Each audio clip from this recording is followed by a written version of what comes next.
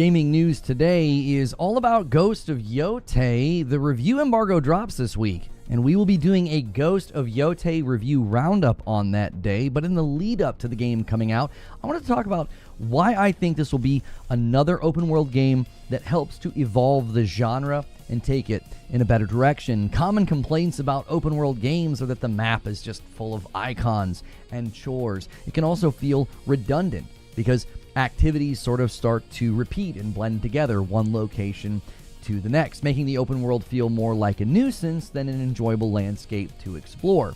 Well, there is a good amount of info about Ghost of Yotei gameplay and how it will handle the open world that has really increased my anticipation for the game. And interestingly enough, a recent conversation about Borderlands 4 of all games and its approach to open world has really changed my view and really opened my eyes about how not to build open world games, but also how we as gamers can approach them. Now, what I've been doing is I'll do these sort of talks later in the stream, so there'll be a timestamp below for that. I used to put it like at the very beginning, but I like to kind of jump in and start talking about things with the live stream. So if you're here right now in the live environment, do me a favor and make sure you've hit the like button. If you're watching later, you can do that as well. I have a lengthy video also coming about Ghost of Tsushima.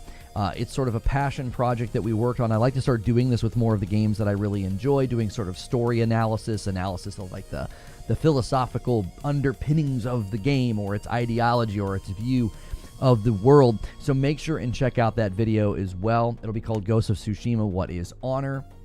And I greatly appreciate everybody who's been sort of anticipating that video. And also, you may notice this isn't a particularly huge YouTube channel, but I do this full time. I do this full time because of the paying support of members. If you want to get into that extra content, hit the join button. Make sure you pick Member Plus. It's $6 a month. It gets you into my Discord. It gets you into extra content and streams like Morning Coffee Green Room and the streams on Friday night with my wife, which that's always sort of the incentive for the week's goal. And this week, people are saying, make her play Silent Hill F. They liked it, I guess, when she played the Silent Hill 2 remake. So maybe we'll do that. I don't know. We've been enjoying Borderlands 4 quite a bit. So on to the topic at hand, though, Ghost of Yotei and just open world games in general. I'd love to know, are there open world games that you think have really brought the genre forward? Are there open world games that you think have sort of fallen off the train tracks as you get farther into the game? My issue, honestly, with Assassin's Creed Shadows is a very adjacent game to Ghost of Yotei.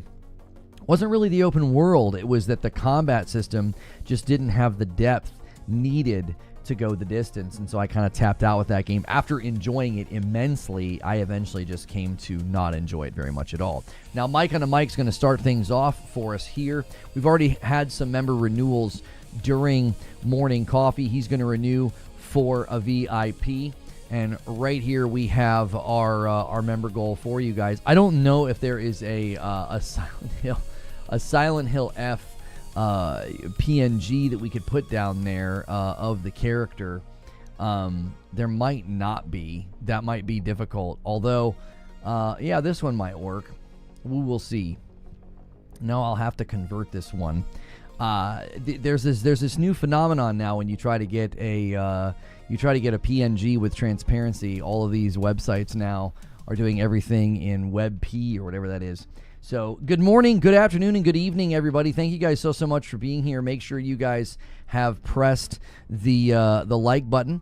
We will be streaming for the duration before we go over and check out my Tsushima video later today. There we go. We'll put she's the member goal. Silent Hill F. You can make my wife play Silent Hill F this Friday night. Death Stranding 2 for me is probably the most unique open world game that I have played and brought something new to the table. That's just me, though. A member plus renewal from Nitro Fusion. Thank you so much. And then our first gifted member of the day. Han shot first, and so did you. Thank you, Joker Quinn, for the first gifted member. And then DK Bager renews their VIP. And that puts us at 11 members already on the week. And it's 7-4. Purple trailing behind YouTube. And we need 25 more likes for the first 100 likes, guys. Keep it going on the like count. You are the best. And let me pause the thing that nobody likes. Yeah, actually, the other day when we were talking about open world games, Death Stranding came up. because I was talking about like my experience in Borderlands, and I'm like, I really hope that Ghost of Yotei can bring that level of just feeling like you can explore and feeling like you can just go look and find things and not feeling as if everything has to be a chore. And Rinsler is going to renew their membership for 24 months. Welcome back, Rinsler. And then DK Bager with a gifted member is going to bump the line to 13. And then Wired Rope with the first 5 bomb of the week says, hey, we got to keep Twitch on the map. And he ties it. It's now 9-9 between the two platforms, 18 on the week. But Storm's going to break the tie with his renewal at 46 months and a VIP over here on YouTube. Thank you so much, boys. And remember, every 25 I owe the platform a member who hits that milestone. So every 25. Hilly says that Twitch is going to win today. Okay, well, you get the cheering for him. Get the cheering for him. Breath of the Wild and Tears of the Kingdom did an excellent job with open world.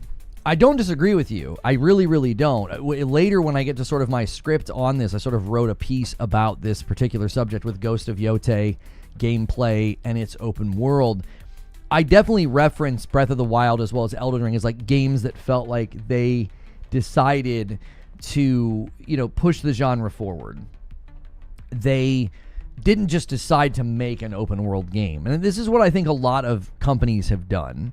And I don't think Ghost of Tsushima fell into that trap. But there were elements of Ghost of Tsushima's open world that I thought maybe could have been a little bit better. But overall, I thought it was very, very good. And I feel that Ghost of Yotei is going to take it further based on everything that they have said. Lady Gamer says, it's my birthday coming up this Sunday. All right, well, I hope you have a good one. Thank you so much for being here. What's good, Feed? Good to see you in the chat, Feed, over here on Purple. Death Stranding is one of those games where the open world feels like they brought a story to the game that felt compelling enough to make one want to explore the open world. Yeah, so that's an interesting way of putting it, Corey, because if you think about it, sometimes the open world feels like they just built this giant place, landscape, sandbox, whatever, sort of just for the sake of doing it. They didn't actually build it with intention. It's just like, well, yeah, that's what you do now, right? You do open world. You just build an open world and you just put people in it and you put stories and side missions in it. I feel like with Death Stranding, and I actually felt this way about Ghost of Tsushima, so I'm hoping I feel the same way about Ghost of Yotei. But I remember in Death Stranding feeling like this world, they built it as a world to be like, we're going to have this really, really good topography and these rivers and these little sections and caves, these places where you need roads. It's almost like it's got its own history and its own character, and then they built the story within that. Does that make sense? I feel like sometimes they build like a big, huge open world, and they're like, well, now that it's here, fill it with stuff. Just fill it with just fill it with stuff. We made an open world. Here you go. And I feel like in Death Stranding, it was like, no, they built this world, and then the story sort of takes place within it. It's a very, very small distinction, but I think it's a distinction nonetheless that leads to those games, both DS1 and 2, feeling very good. And I actually felt this way in Tsushima because they had to structure the island around a real island. And there's a progression, right? You're going through and liberating the island. You're working your way to a particular destination. So the world itself feels real. It feels like an actual place that you're liberating and exploring. And I believe Ghost of Yotei will likely take a similar approach based on everything that we're hearing. At 170 hours in DS2, my IGT is probably closer to in-game time is closer to 130, but still have quite a bit to do. Anytime you surpass 100 hours in a game, you're putting in some work. Guys, thank you for 100 likes on the video. So many people already pressing the thumbs up button. We've only been live for, I don't even know, a few minutes now. We've been live for just under 10 minutes. So thank you guys so much. Talking about Ghost of Yotei gameplay, why I think this is going to be an evolution of the open world, and we'll get to the details of that later in the show. Just right now, talking about open world games in general. El Duderino says, discovery and simulation, the world feels like you can live in it as a separate life. Yes. Which is interesting because AC Shadow's open world wasn't my frustration. There were people that were frustrated with that open world. My frustration was that the combat system didn't feel good enough for me to keep going. It was like, I'm kind of tired of this. Like, I don't want to fight another boss. I don't want to fight another group of enemies.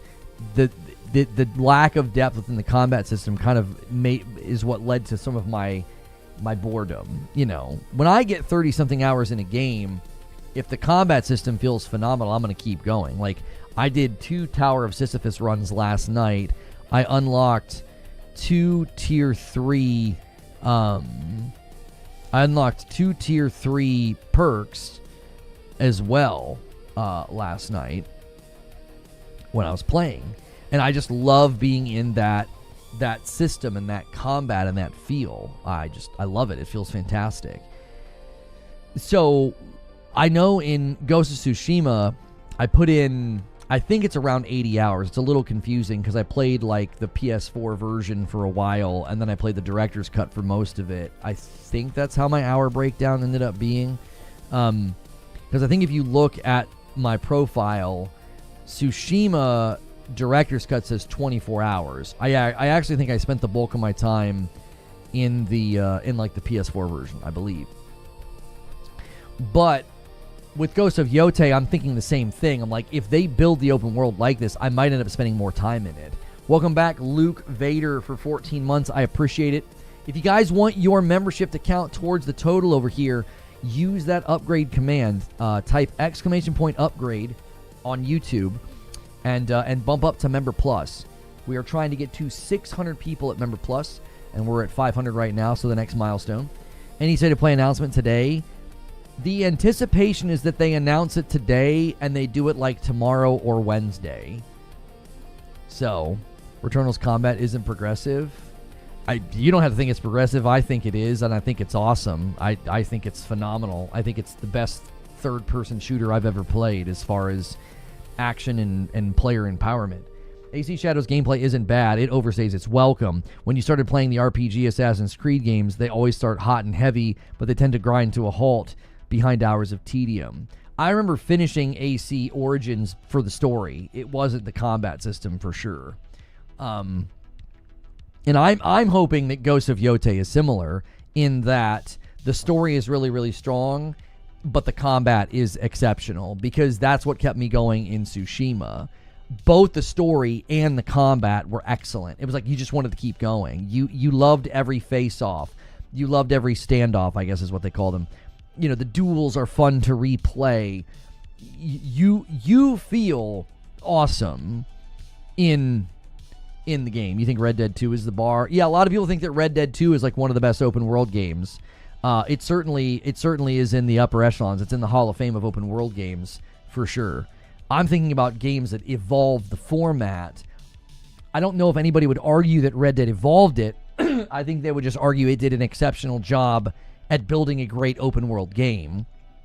Evolution would require, new things to be done, which I think, Breath of the Wild and Elden Ring created a far more dense exploratory purpose within the map itself that was a form of evolution. It wasn't like, well, here's just an open world map with a bunch of icons and things to do on it. It was, there's going to be a lot of mystery and mystique.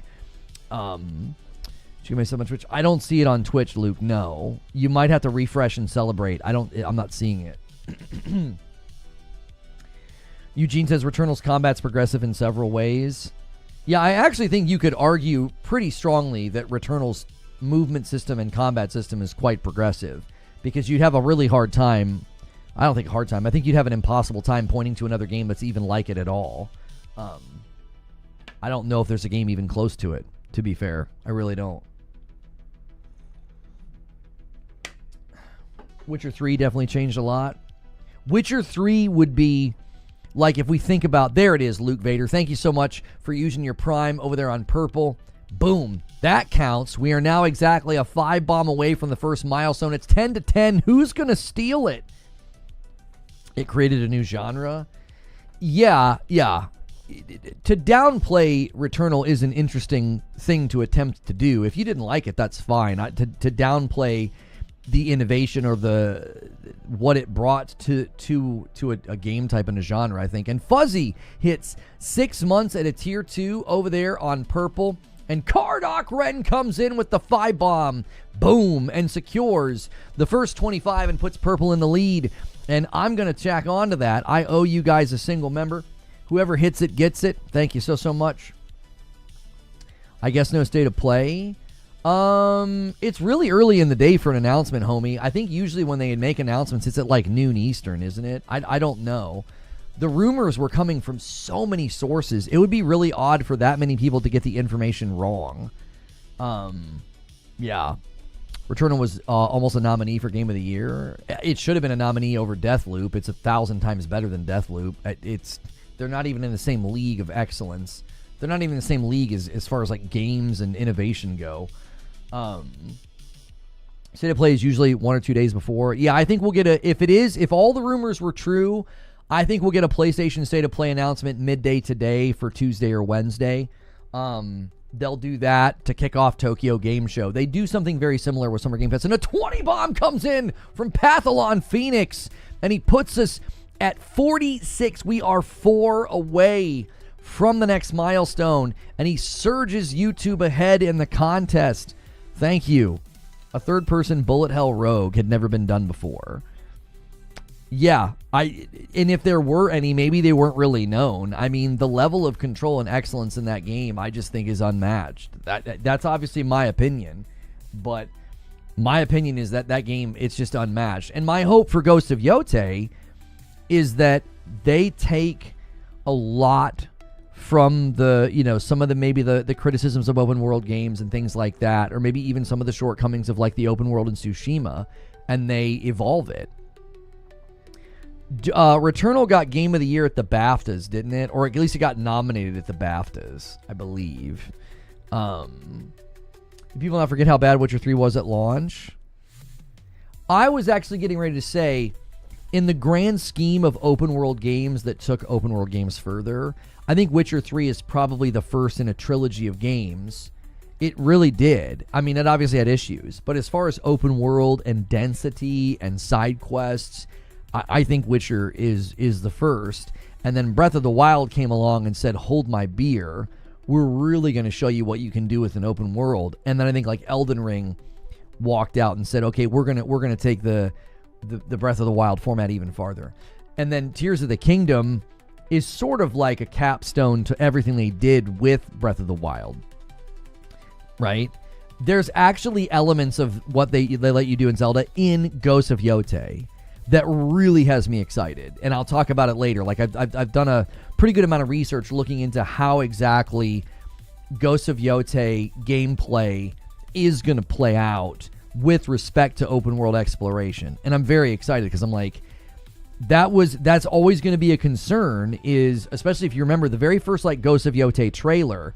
There's these super long sight lines. There's this huge towering mountain, and I'm like, they could fall prey to bigger is better. They could fall prey to like, well, we're just going to make this huge open world, and that doesn't necessarily make things better.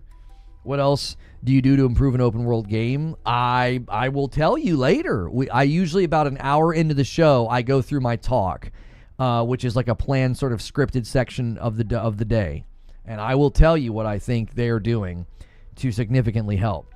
What about Ocarina?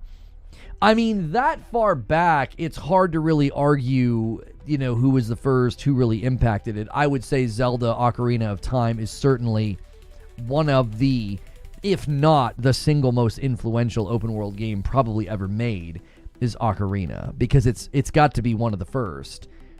Maybe not one of the first if you go to like PC land, but in the console space, that game was definitely one of the first to do that sort of thing. I mean, there were almost no games back then that were even thinking within that scale and scope. On console specifically is what I'm thinking of.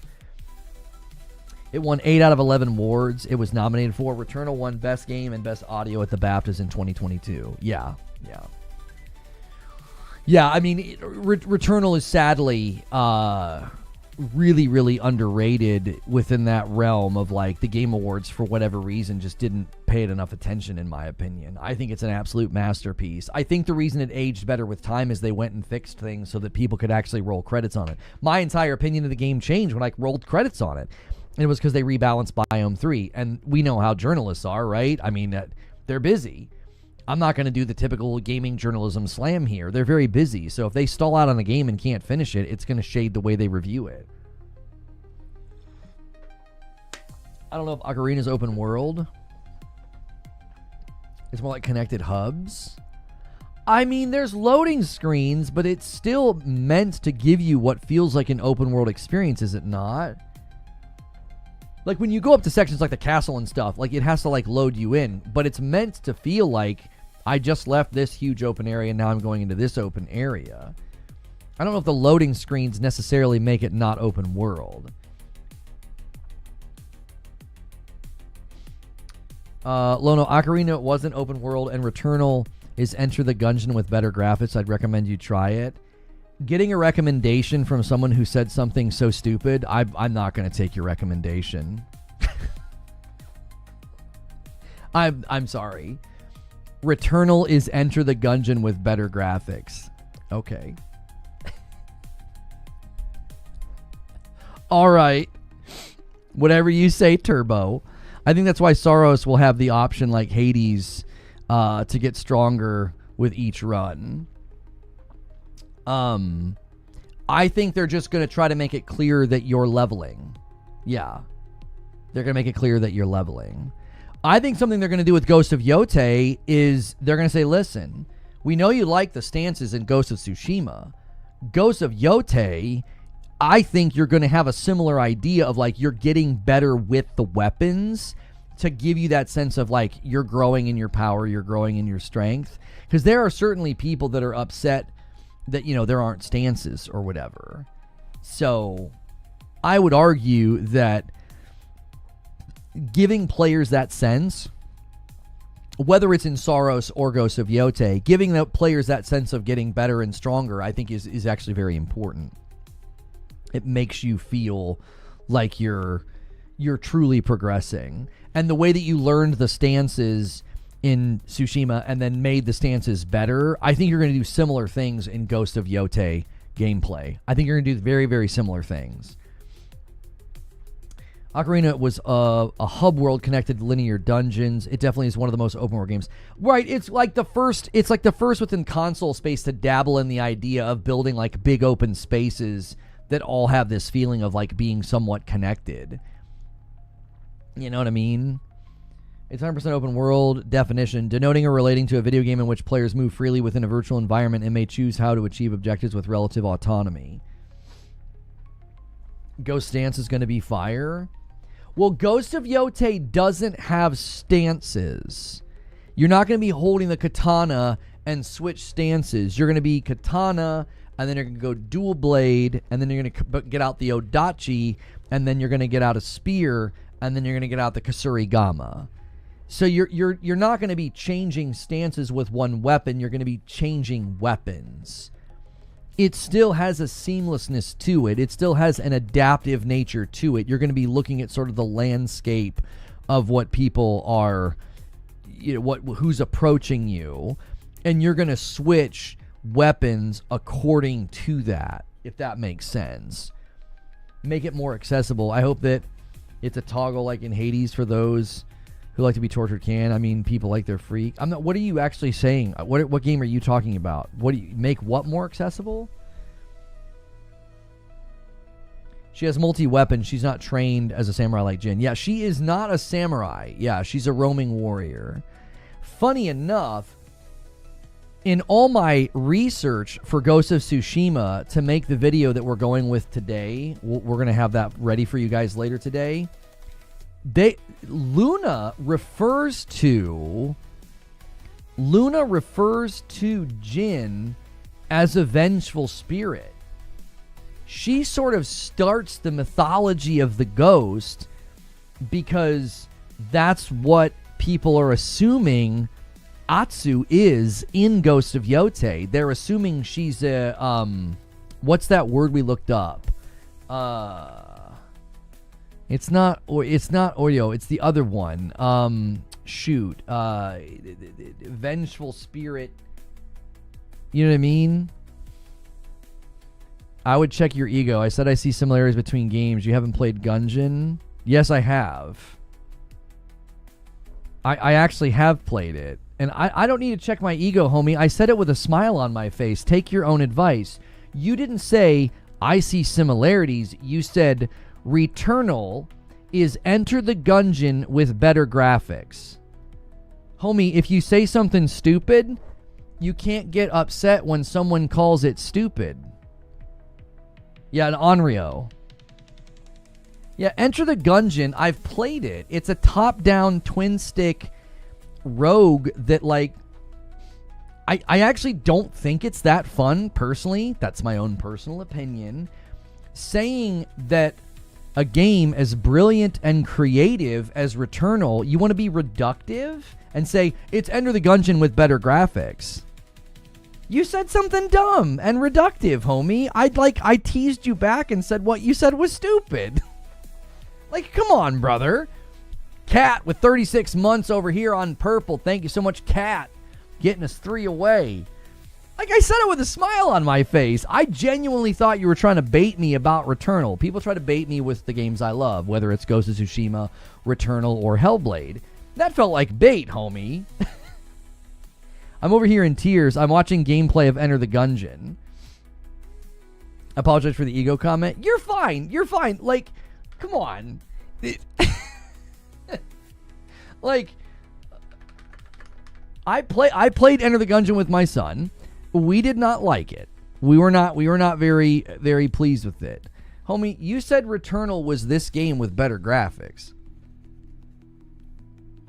Now, come on now. Here we go. Here's the gameplay. Sir, I need you. Sir,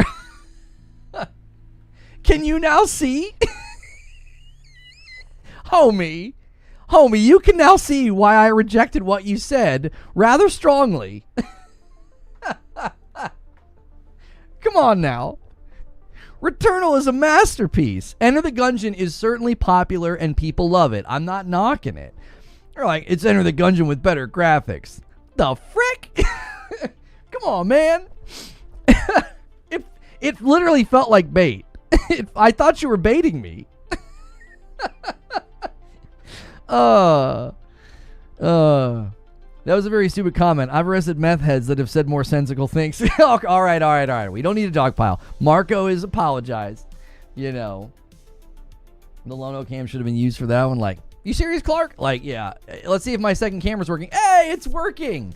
I had to, like, turn it on during... I had to, like, jar its memory in between my streams. What's in the frame? Oh, I don't have it quite properly cropped. We got a little bit of my desk down here in the corner. Yeah.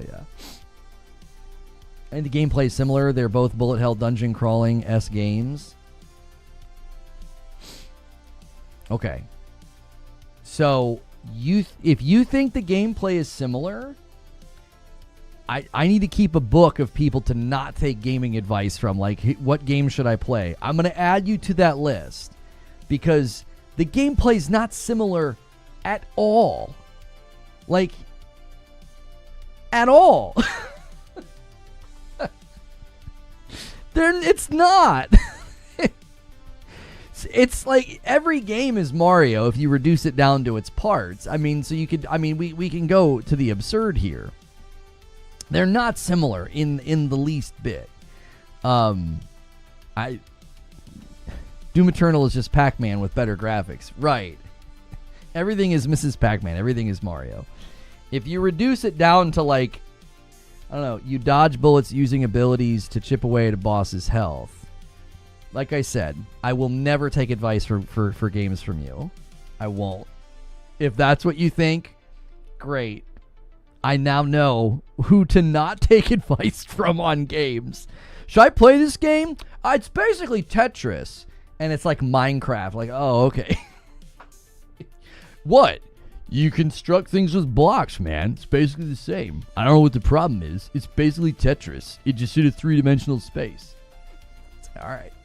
Yo, Chris, coming in with 48 months, says, happy Monday. Thank you so much, Chris. I appreciate it. We're at 48 on the week already.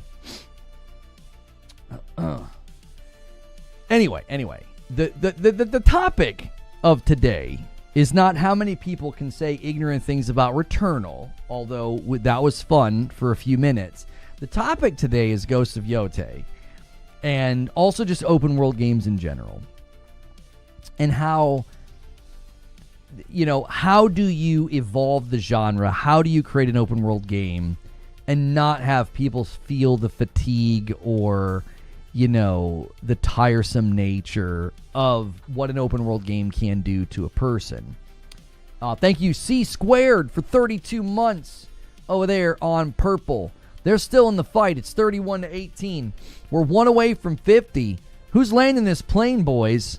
Whoever makes that hit 50 gets the gifted.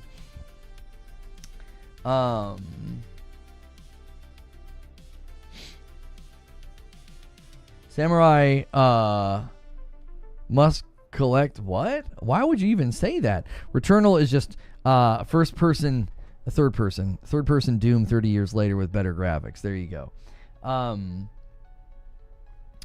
Mario is just Donkey Kong with better graphics. This is true. Yo, what's good, Broken Lobo? How are you? I appreciate you being here, boys. Appreciate everybody being here. Guys, make sure and go crazy on that like button. We're still hanging out. We're still talking. We're talking Ghost. And Jeraith's going to do it for YouTube with a single gifted. It was just dangling there. Dangling. Waiting for somebody to land the plane. And another one comes in. And that's going to be an Agents of Chaos. Boom. 51. Pushing us past the milestone and on to the next. Guys, the 500, you can make my wife play Silent Hill F this Friday night. Because I'm not going to be playing it. It is not my kind of game. Making her play video games on a Friday night it's just always a good time. And another gifted comes in from Joker Quinn. And then there's the gifted that I owe you guys. Thank you guys so much for being here. Make sure you're hitting the like button. Try to quickly get us to 200 likes. We're talking about Ghost of Yotei gameplay. And I would say their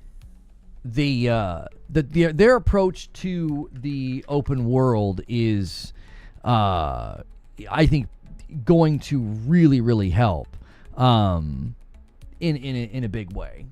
Ignorance, lack of knowledge. I don't lack the knowledge of either game. I've beaten both. My opinion might be different or bad, but ignorant was a bit condescending. Listen, if you're going to whittle a game down to sentence descriptors to say they're basically the same, I think your opinion on games isn't really worth considering because you're being reductive to the point of absurdity. You could do that with any game.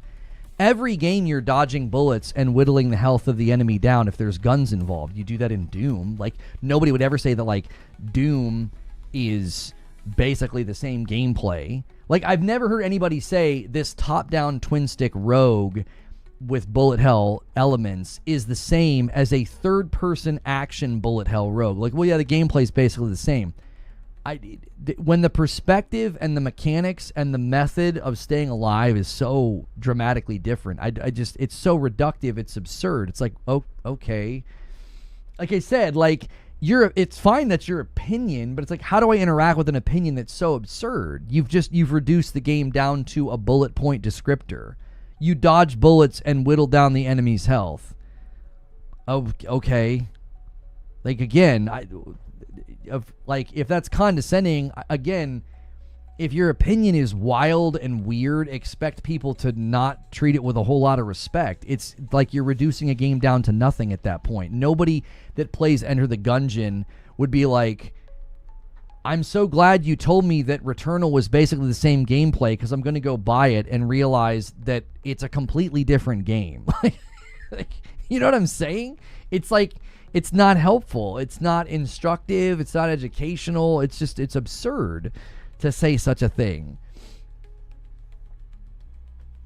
Like, there are top-down games where that would be like saying Hades is basically the same as any third-person melee-based rogue.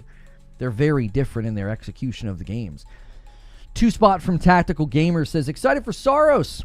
I am very excited for Saros. $5 super chat from Charles. Membership gifting for me isn't working through the YouTube app. I've been trying to do it for a single for about 5 minutes. I'm so sorry, Charles Hawk. Update the app. Yeah. Update the app and see if it doesn't let you do it. You're making me want to play Returnal now. I'm not even trying to defend it. I don't feel the need to defend Returnal. I think its excellence speaks for itself. I think reducing a game down to such reductionistic descriptors doesn't achieve anything, and that's why it just feels like bait. I don't know. It doesn't feel like a genuine position for somebody to say that they're basically the same. The gameplay is basically the same. That doesn't feel genuine. It feels like bait. Yeah. Gifting's not working for me either, says Tactical Gamer. Everybody test the gifting option and see if you can gift. I'm just kidding. I don't know why it wouldn't be working. See if the like button's working. See if that's working. See if you can thumbs up the video. Let's get 200 likes really, really quickly. If you're tuning in to discuss the Ghost of Yotei gameplay, and you're like, why are you saying that it's going to be the future of open world games? Well, in about 30 minutes, I will give you guys my opinion on that. We've just been kind of discussing open world games in general.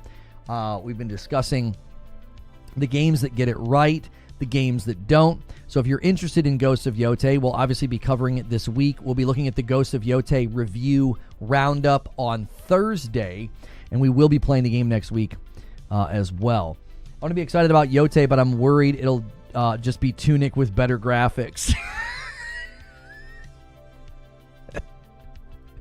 That's well executed, Brett. Thank you. Very well done. Oh my golly. I jumped back to Returnal a few weeks ago. My muscle memory was horrible. Fun game though. Roguelikes are a reduction of classic RPG, but people keep playing them. Birdo says, I hate y'all.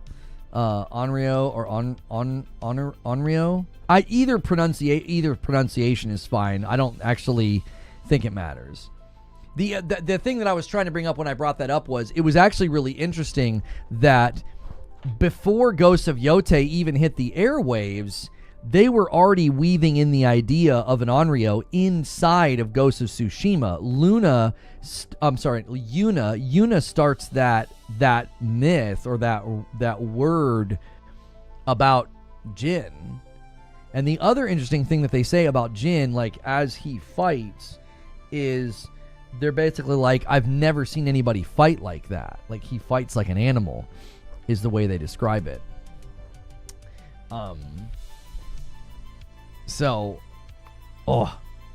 it adds to the mystique and the mythology about him, you know. Returnal never leaves my SSD. I just played a few days ago for fun. I'm trying to unlock every perk for every gun, and it's going to take a dadgum lifetime. Has anybody actually done that, I wonder? Is there a video of somebody that has actually done that? I'd be curious. Onryo's a woman, though? Well, she doesn't call him an Onryo. She says he's a vengeful spirit. And I actually don't think they have to be women. I don't think so. They are often depicted as wronged women who are traumatized, envious, disappointed, bitter, or just infuriated.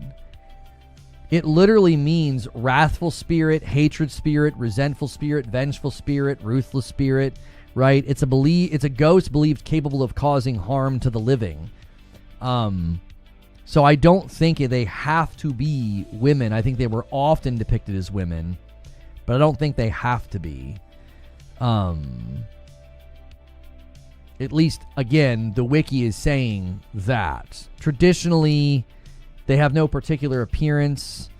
With the rising popularity during the Edo period, a specific costume was developed. Highly visual nature, single actor, often assuming various roles. The Kabuki developed a system of visual shorthand. Yeah, it doesn't seem like they have to be, but they were commonly just maybe portrayed in that way. And she doesn't call him an Onryo anyway. She just says he's a vengeful spirit. Thank you so much, Trey Gaming, for 7 months. Says, glad to be a part of the crew. Y'all are awesome. Thank you so much. Let me add one to the total here. And a $5 super chat from Tactical Gamer. I think Sucker Punch nailed the open world in Yōtei from what we have heard. You should be able to explore the entire world without having to unlock areas through story. I don't know if they've spoken specifically to like not having to do the story, but exploration did sound very, very, exciting. The character in Hanzo in the Overwatch franchise actually has a skin called Onryo.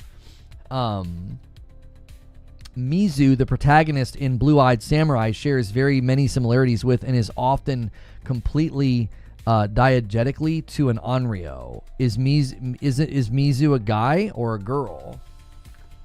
In Blue-Eyed Samurai.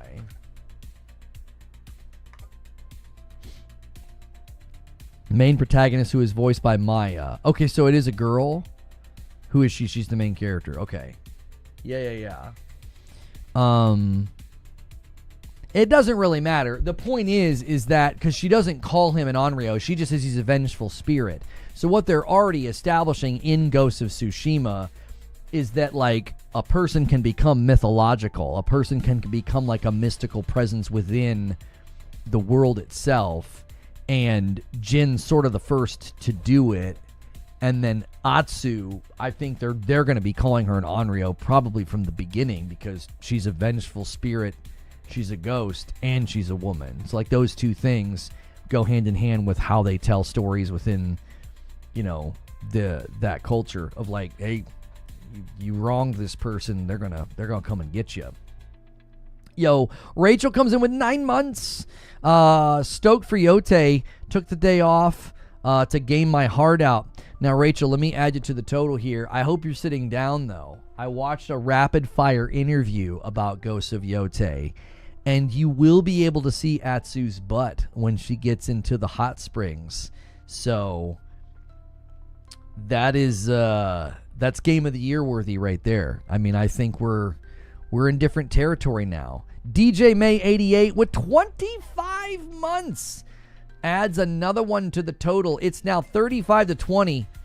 We got 55 subs. We are exactly a 20 bomb away from 75, and now it's going to be an Agent of Chaos because we got a renewal from I'm to Crow with 20 months and a member plus. Says, hello, everyone. Welcome back.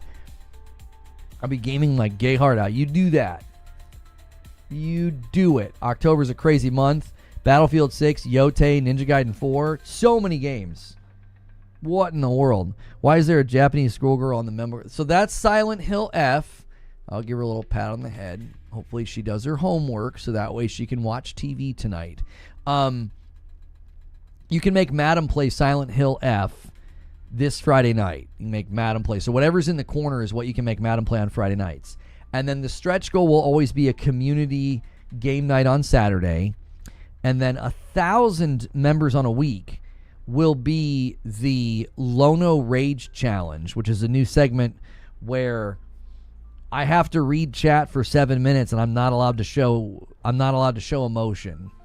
So members will be able to take part in that. That'll be we'll do that on a Friday night if we unlock it. No, I'm sorry, Friday afternoon. So we got all kinds of great goals for you guys to hit, whether you renew, whether you gift, whether you sign up. Upgrading on YouTube's a really fast way to push the goal because that counts as a 2.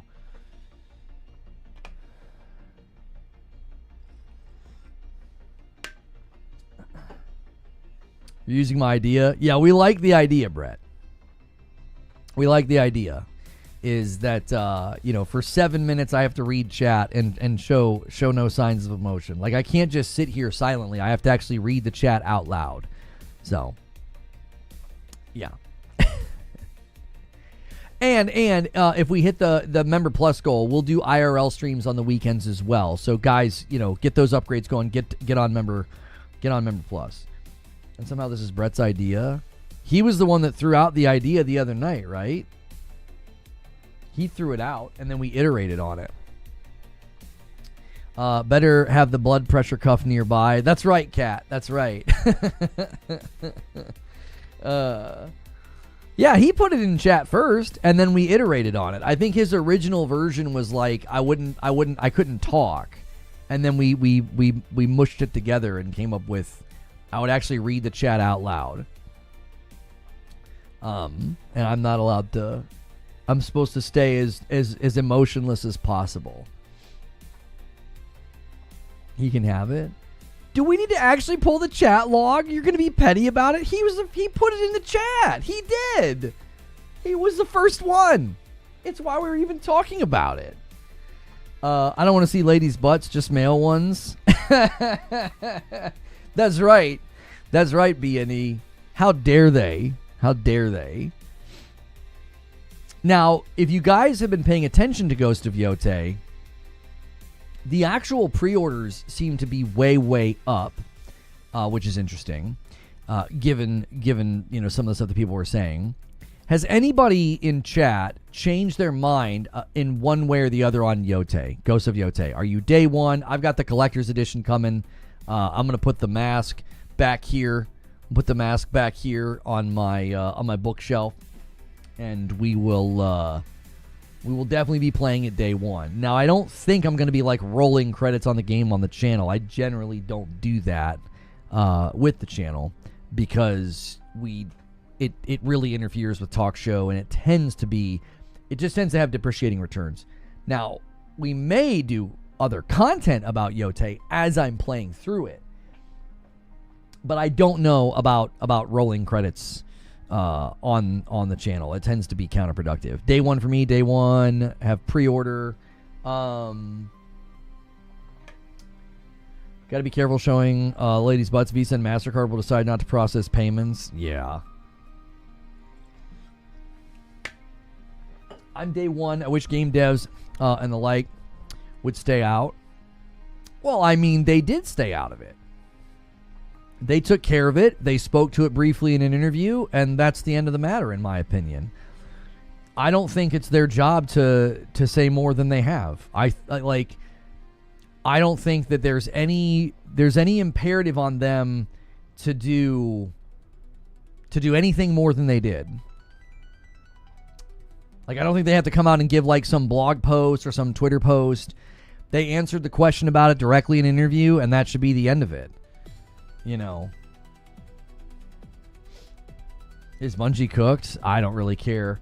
I got the collector's edition and pre-ordered also. Nice. Ghost of Tsushima, my favorite game last gen. Not waiting any longer than I have to for Yōtei. I love Tsushima. Love it. Yes, the Ghost of Yotei review embargo lifts on Tuesday the 25th. And a 20 bomb comes in from Jabe. Thank you so much, Jabe. Boom. 76. And just like that, I owe you guys a member over here on YouTube. Thank you very much. I appreciate that, Jabe. I'll wait to do it. Thank you very much. That's very generous. We're at 76 already. Skyrocketing YouTube's placement in the contest. 1.0 of Deep Rock Survivors out. Yeah, they spoke to it not being on PlayStation. Yeah. He did an interview about it. He said they wanted it to be on every platform if possible, but he says the minute you do that, it just compounds development and features and everything else. So that's why Deep Rock was early access on PC, now Xbox. Their desire is to bring it to other platforms. So my hope would be they got really well funded from the Game Pass deal that they did. Good check from that. Hopefully good sales. Hopefully it's doing really well on Steam with 1.0. Deep Rock Survivor is a fantastic game. So definitely check that out on Game Pass. That's a win for you Xbox boys. And PlayStation guys have got to wait. So you can't control what one person says on their personal account on their own time, but Sony has no tolerance policy. They took action. End of story.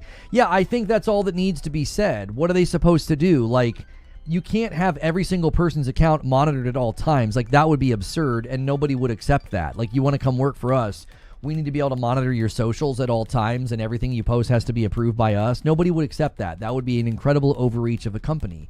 But they decided to step in. Jabe's also going to do a VIP Plus. I'm counting that as 2. Boom, boom, 78. Look at that.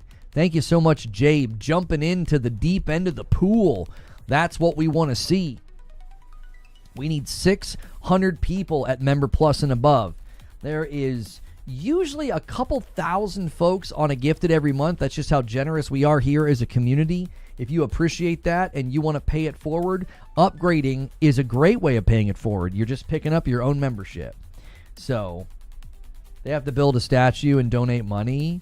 Yeah, they don't need to, like, that's absurd, right, Eugene? I know you're being hyperbolic. Like, I don't think they need to do anything more than they did. Like, the fact that they took the question is all that needs to happen. Yeah, going to the actor and being like, oh, but the actor said this and the actor did that. So the frick what? Like, do you expect Rocksteady to speak out about anything that, like, if, like say Mark Hamill says something that you really don't like or has a really strong opinion, you think Rocksteady's supposed to say something?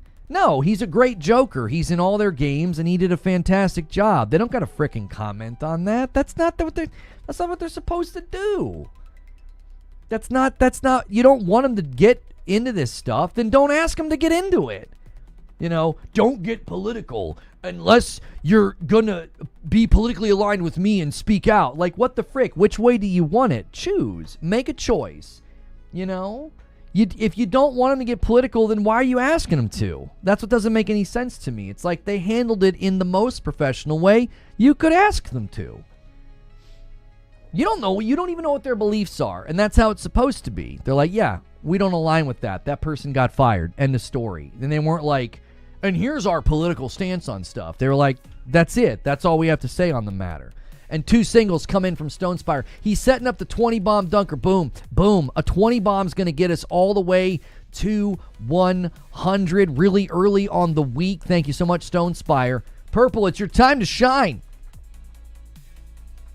It's your time to shine. Having to see a bigger YouTuber speak out about it is refreshing.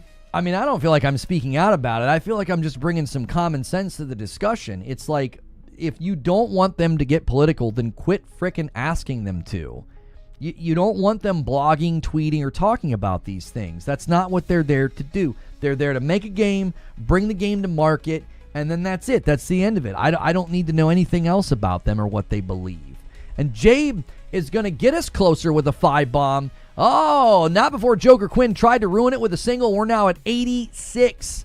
Thank you so much, Jabe and Joker Quinn. I actually owe you guys a single. I'm going to do it right now. Let's do it.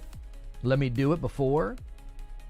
If you guys are looking forward to Ghost of Yotei, we're going to be looking at the Ghost of Yotei review roundup this Thursday. We will also be playing the game. Still talking about it? What do you mean still talking about it? We've been talking about it for like maybe 3 minutes. Like, yeah, like, it's, to me, it's over. The game is coming. You should feel completely in your right to not buy it or pre-order. But I don't think anybody can go at Sucker Punch and act like they didn't do the right thing, or they should have done more, or they should have said more. No, I don't agree with that. I think they did exactly what was necessary and not an inch more. You know, that's part of what drove people crazy about Bungie the last 5 years, is how outspoken they got on really divisive issues. And it's like, dude, I don't follow you on Twitter for that, and I don't want to read your blogs about this stuff. You know, I come to you for a dadgum video game. Like, I think that's a fair expectation to have.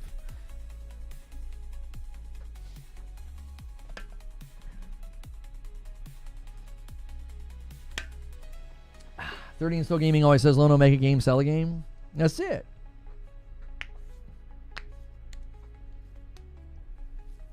I'm going to purchase the special edition now. Great job about that, Sucker Punch, says Madra. We need to depose Sucker Punch's human resources and get to the bottom of this. Nick's tweet blew up.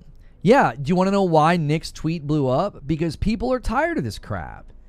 They're tired of it. No, like, people were tired of it with AC Shadows. I think people are sick of it. I love the fact that gamers are moving on. They're being like, look, you can't.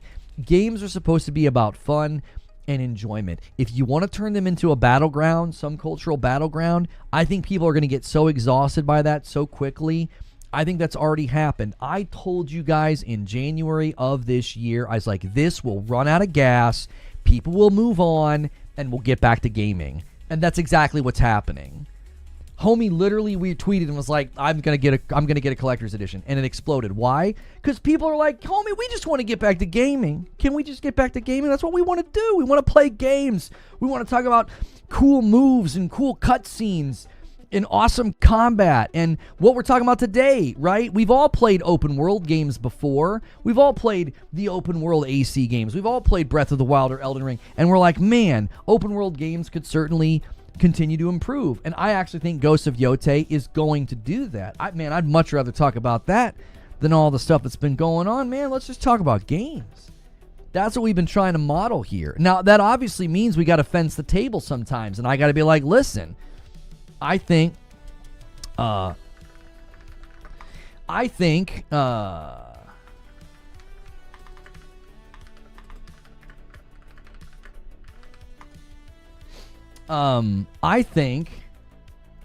sometimes you got to fence the table and say, listen, we know this thing happened.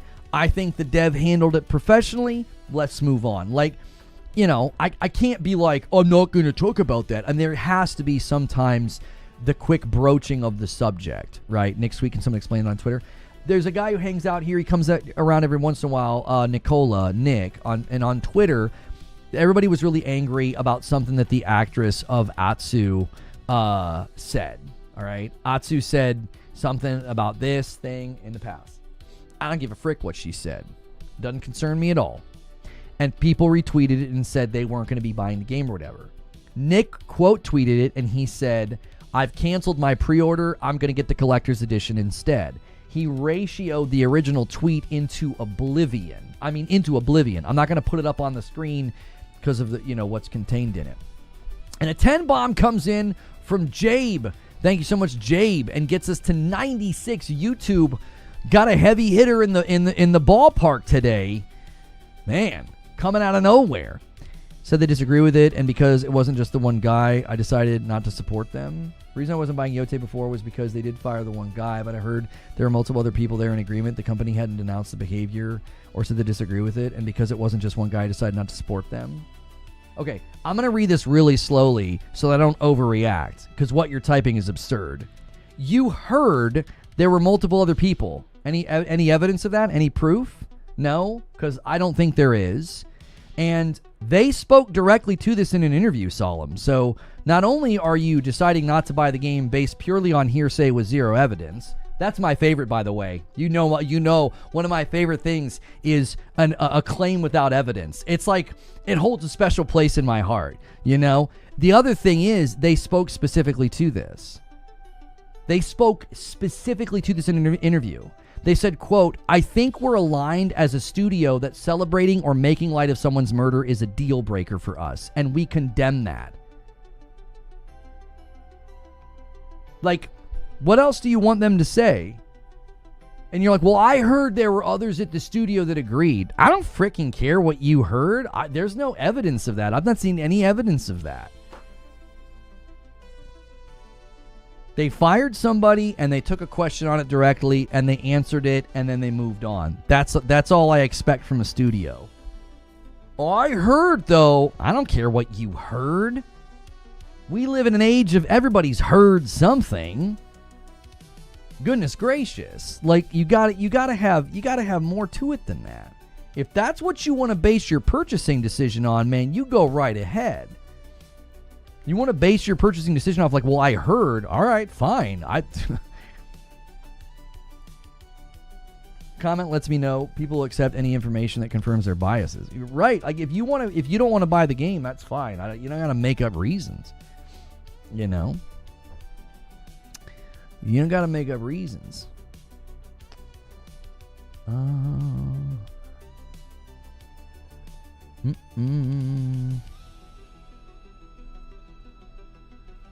Okay. I heard GTA 6 is made by Rockstar. This is true. It is. What do you think? I'm taking the word of Redditors in the comment section. I base off articles and people covering it. Okay, great. I'm still getting the game. Can't wait. All I care about is if she did a good job in the game. Generally, that's where I land. That's where I land. I don't know if I've gotten an answer, though. Did she do the Japanese voice acting? Do we know? Have they spoken to that? I'm actually curious. Because I'm not going to play it in English. I'm curious if they actually... Did they use her for the Japanese voice acting as well? Have they spoken specifically to who did the voice acting for the Japanese voice of Atsu? It is someone else. What's really cool in Ghost of Tsushima is Ishikawa, the guy with the bow. The guy with the bow is voiced by the Asian guy from the Dharma Initiative videos in Lost, which is he's awesome. I was so cool to realize that. I didn't know that because I had never played the game on English. Yeah. I heard with you buy from a company with at least 2 employees, you'll have 2 different opinions. Pretty much. Yeah.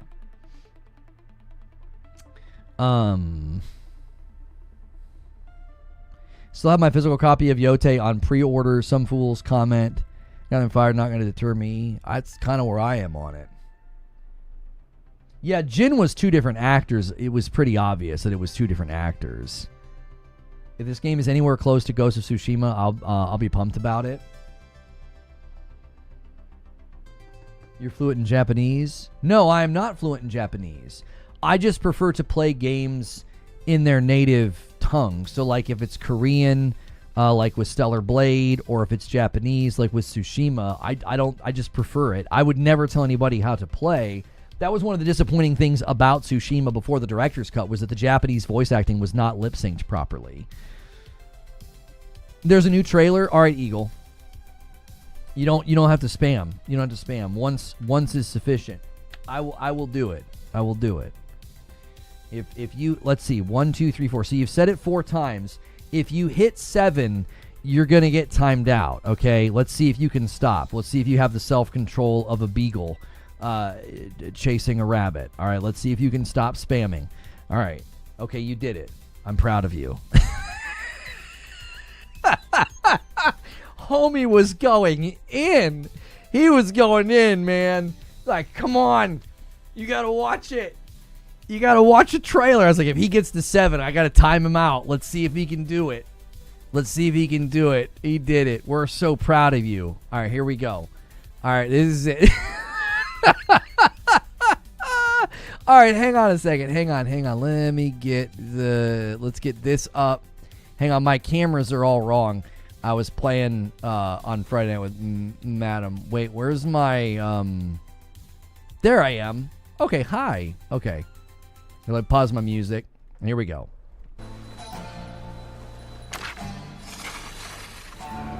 All right, hang on a second. I want to point a couple of things out here. There are people saying that this game doesn't look any better than Tsushima. All right, now listen. When you watch my Ghost of Tsushima video today, there's going to be some cutscenes in it.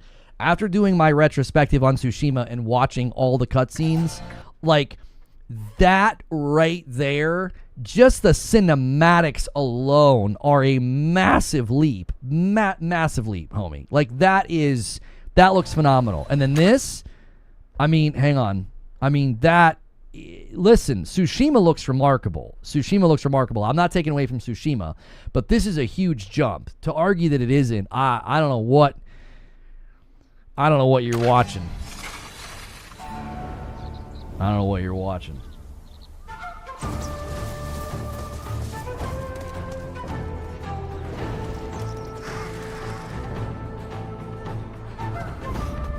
The Asian style, like East meets West music, is so, I love what they've done with this. It feels like a Western, but also a Kung Fu movie. I love it.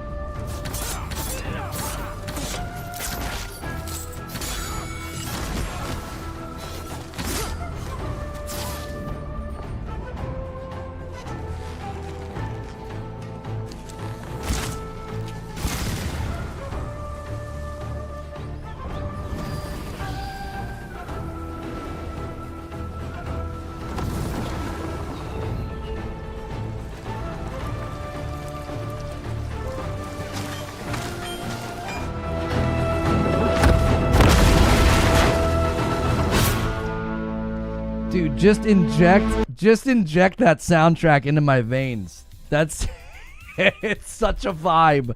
It's like it's like Kill Bill. Like, I love it. Oh my. That soundtrack is so good. It is so stinking good. I'm so excited. I'm very, very excited for this game. Holy mackerel. Any idea when it comes to PC? In my mind, I think they've moved back to a 12 to 18 months window based on stuff that we've kind of heard from them recently. A lot of the folks that were trying to drive like the, day and date thing. I would imagine at the earliest you'll be playing this in the middle of 2027 would be my guess. Maybe they speed up and maybe end of next year you're playing. I don't know. Yeah. They're going to make PC wait for this one. With the current pre-order, trajectory, I would say they're going to make people wait maybe a little bit. It looks awful and sounds terrible. I am definitely not taking the day off from work to play. Yes, I pre-ordered the collector's edition a while ago, Feed. Thank you. I keep hearing about chasing better graphics isn't worth it anymore, just make great games, but also hearing Ghost of Yotei isn't enough of a graphical leap. I think that's fair, Brett. I think people do need to pick like what their position is, but I also think Yotei is a good, solid step up from the first game, from everything that I've seen. Glassdoor with a $5 super chat says, gaming community's cooked. Apparently people were running with Google search terms being indexed for PlayStation games coming to Xbox. Insane. Yeah, that's not a new development. That's happened before. I even saw a screenshot. Somebody did it with Bloodborne like a long time ago and gagged everybody with it. Not like gagged everybody with it, pause, but like did it as a gag, like an internet joke. So yeah, that's not the first time. And Raven comes in with a tier 2 over there on purple. We're at 97. We're 3 away from the first 100 of the week. You guys are crushing it. Thank you so much. Graphical leaps ain't what they used to. Performance is the new leap. I think the graphical leaps are there, though. I think lighting is the big one, Horg. Like, if you look at the lighting in Tsushima, cinematics in the world, and then you look at the lighting in Yotei, Ghost of Yotei gameplay looks really, really good in the realm of lighting. Like, lighting really, I mean it. You upgraded tier 2. Thank you so much for upgrading, Raven. When you guys upgrade to tier 2 and tier 3, it really, really helps. You're YouTube featured? I'm featured right now, this stream? No kidding. Guys, I need y'all to go crazy right now. If you're on YouTube, hit the heck out of the like button.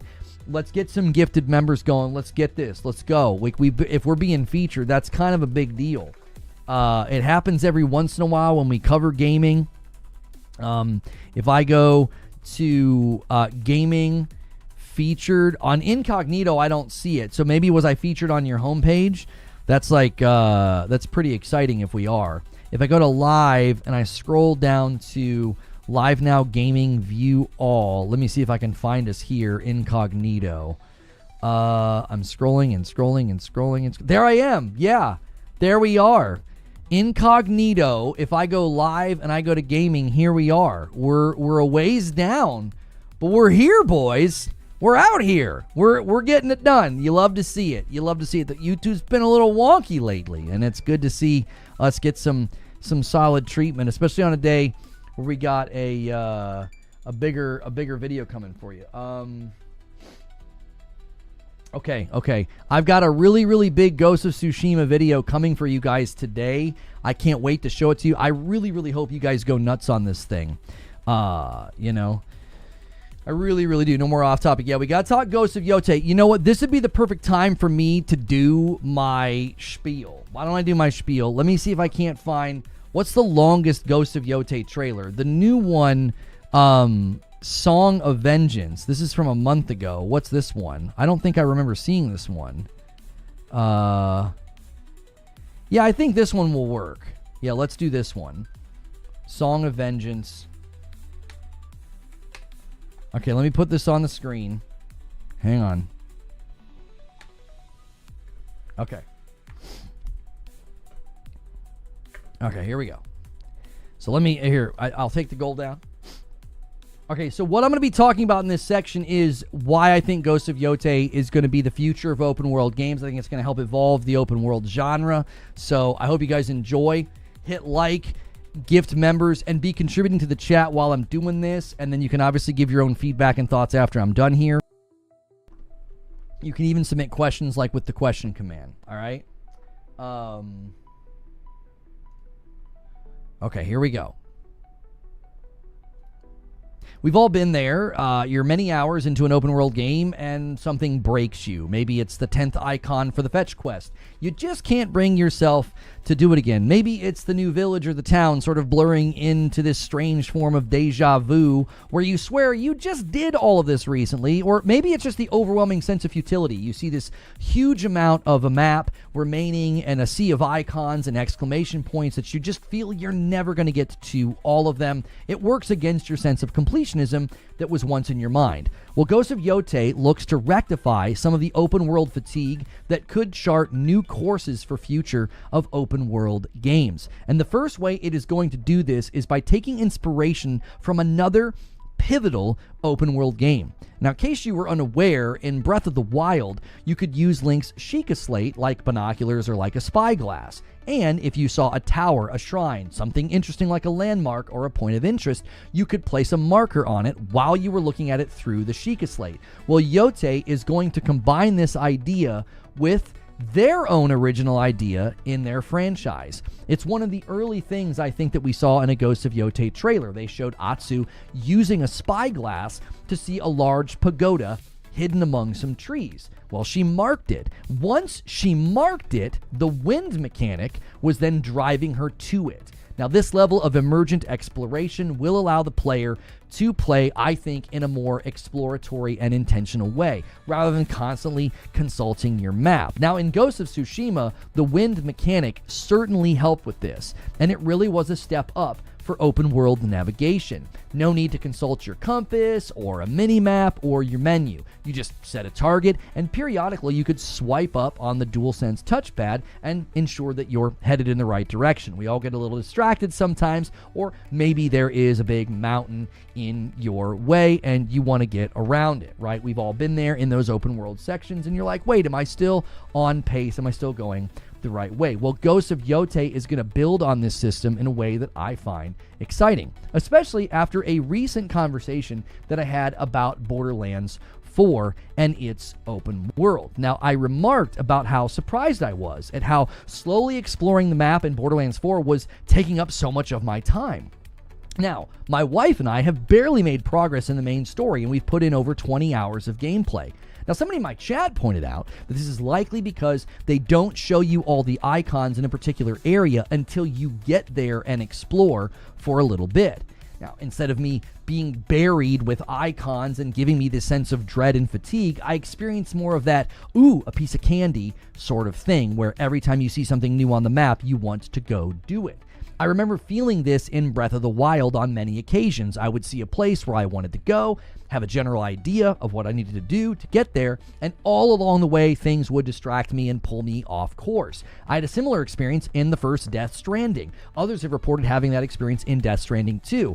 I was a bit more direct in my playthrough of the sequel, but the point is, there is an emergent approach to this type of open world exploration that I think works really well, especially if it's primarily player driven, as it seems that it will be in Ghost of Yotei gameplay. It truly feels like you're carving your own path and charting your own course. But that's not the only thing that they're evolving for the open world experience. A typical gameplay loop and structure in an open world game is the trip back and turn in. You go back to some place or some person and you turn your quest in.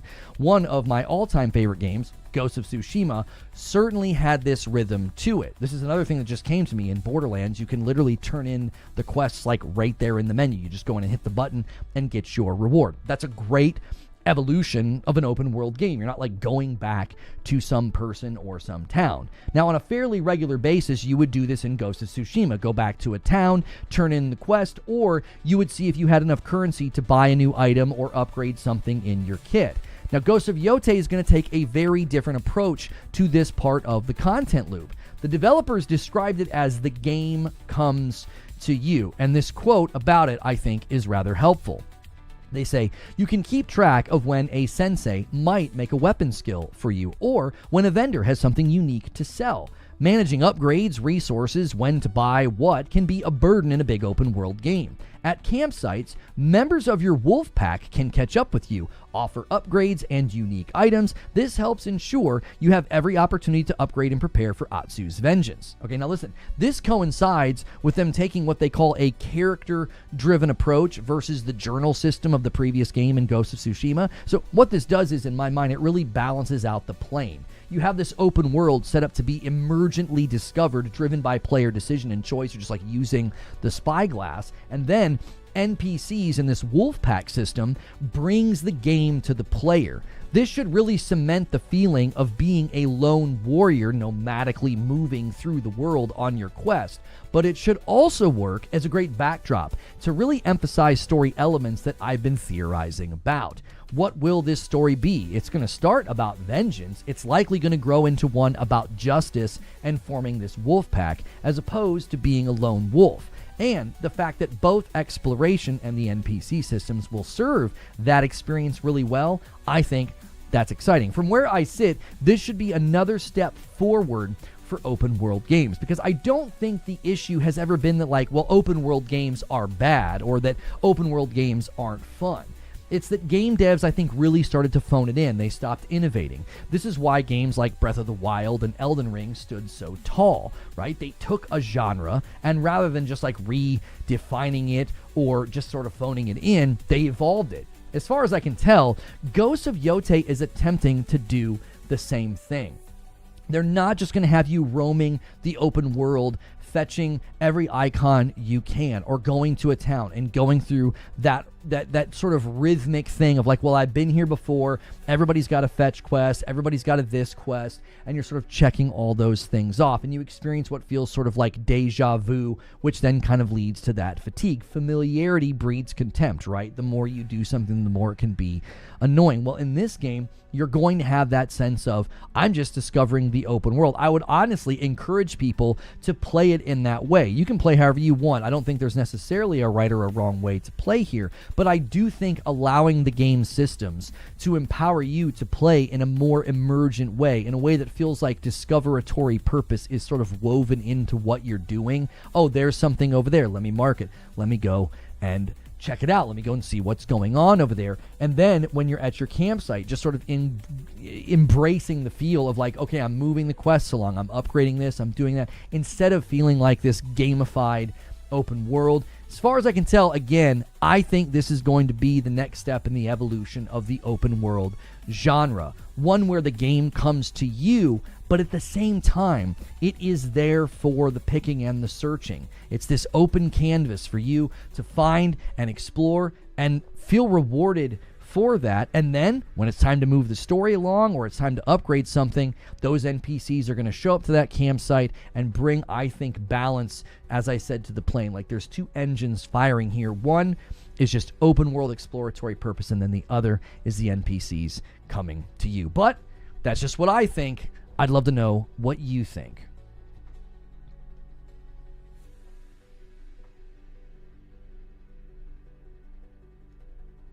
So that's it. Those are the two big things I think they're doing that are really, I'm gonna, like, it's gonna be one of those things where, like, it's gonna kind of spoil you a little bit. Like, you're gonna want other open world games to do similar things. And Risic with 48 months, he says, let's not forget to hit the like button. Thank you so much for doing that. And hang on, let me get the goal up. There it is, 98. Thank you so much, sir. We need 25 more likes. Guys, I pause those pesky things that can disrupt our time together. Would love to hear what you think about the open world. I missed the third. What third? What are you talking about? Missed the third. You think there's a third thing? As an open world gamer, I don't want the game to come to me. I want to explore. I don't need any fancy mechanics or any of that extra stuff, but that's just me. Well, that's the thing. I think you're conflating the two things. When the world comes to you, an NPC that you've already kind of engaged with and has given you a quest or is going to help you upgrade something, they're going to come to the bonfire. You will explore the world completely on your own if you want. Like, she literally uses this spyglass. she spots a thing, she marks it, and then the wind like guides her to it. Let me see if I can find the video that showcases this really, really well. I watched it yesterday when I was writing my script because I wanted to see exactly how it worked. I actually think that I watched it in a I think it was in an article, so it was embedded, so it's not in my watch history. And Stone Spire is going to do 2 really, really quickly and get us to exactly 100. I owe a member to YouTube. Thank you so much, Stone Spire. That's interesting. Let me see if I can find it. Ghost of Yotei Spyglass Mechanic. Right here. Okay, hang on. This is on Facebook. Let me see if I can find a better version of the video. Well, it looks like we're going to have to watch it. Here, hang on. Let me just go full screen. Okay, so watch what she does here. Let me see if I can get better quality. Auto. Let's set it to 1080. Okay, so she's going to get out her spyglass, and so she spots this pagoda in the trees. She marks it, and then watch what happens. Large pagoda wind up at the top, and now the wind is guiding her to it. So this is sort of an on-the-fly emergent discovery system where you don't have to pull up your menu, you don't have to pull up your map, you don't have to pull out a quest. It's just, oh, there's something over there. I would like to go see it. Down in the corner, you see this X. It says track. So the minute she hits track, that's why the large pagoda wind icon shows up at the top of the frame. So what that's going to do is you literally can just like explore, and it's nice and streamlined. That was what I loved in Breath of the Wild. If you just wanted to go on a bender with shrines, you just, every time you see a shrine or a tower, bing, bing, bing, mark them, and just go and do it. Now, the game coming to you, that's when you're like at your campsite and like maybe you're ready to upgrade your sword. Maybe you're ready to move a quest along. You don't have to like go to a town to do that. They're going to come to you to streamline that part of it as well. And I like that. We don't need to constantly feel that need. Brian with 27 months in Member Plus. Let's have a great week. Boom. And then another renewal from T Mangrove, a Prime over here on Purple. Boom, 102. T Mangrove's going to do both. Boom, he's double dipping. 48 months in a VIP on YouTube and 14 months on Twitch. Thank you so much. It's 81-22, but a strong start to the week with 103 members already. You guys are the best. Doesn't take away from the game, and it doesn't remind you it's a video game. Okay, that looks cool. That's why I wanted to do this show in this segment. It's like, I don't know if people are dialed into this just yet. Like, they are really evolving the open world. I do. I think they're evolving the open world in a really, really good way because we've all been there. You know, we've all been playing an open world game, and you're like, oh, here we go again. You know, I've got to go do this thing. I've got to go run over here, and I've already done this before, and I did this for this guy, and now I got to do it for that guy, and now and it starts to just all kind of bleed together.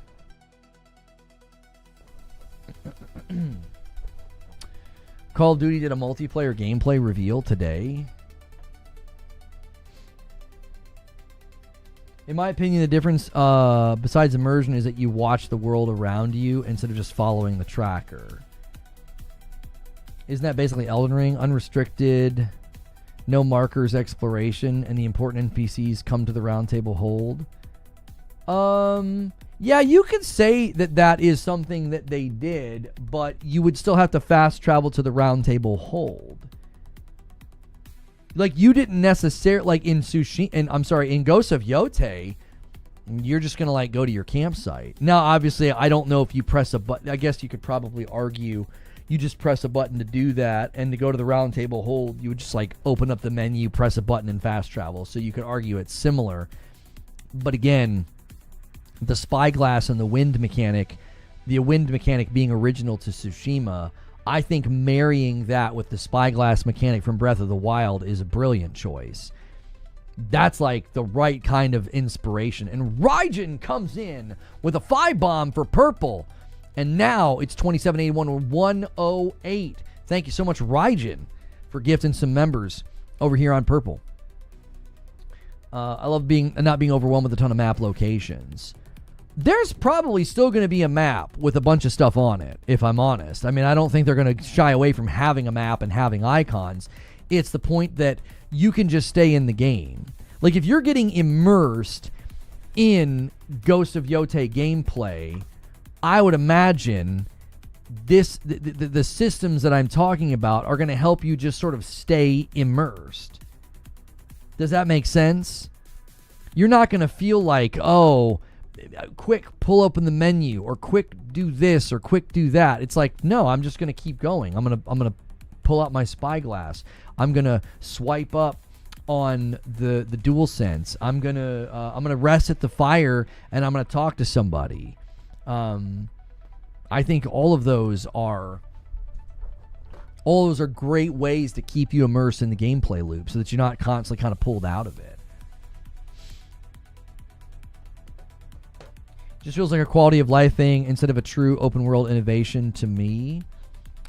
Yeah, I just don't agree with you, because I think evolving the way you explore in an open world with a mechanic that they came up with, I don't think it's just a quality of life thing. I mean, I guess we're at some point we're both saying the same thing.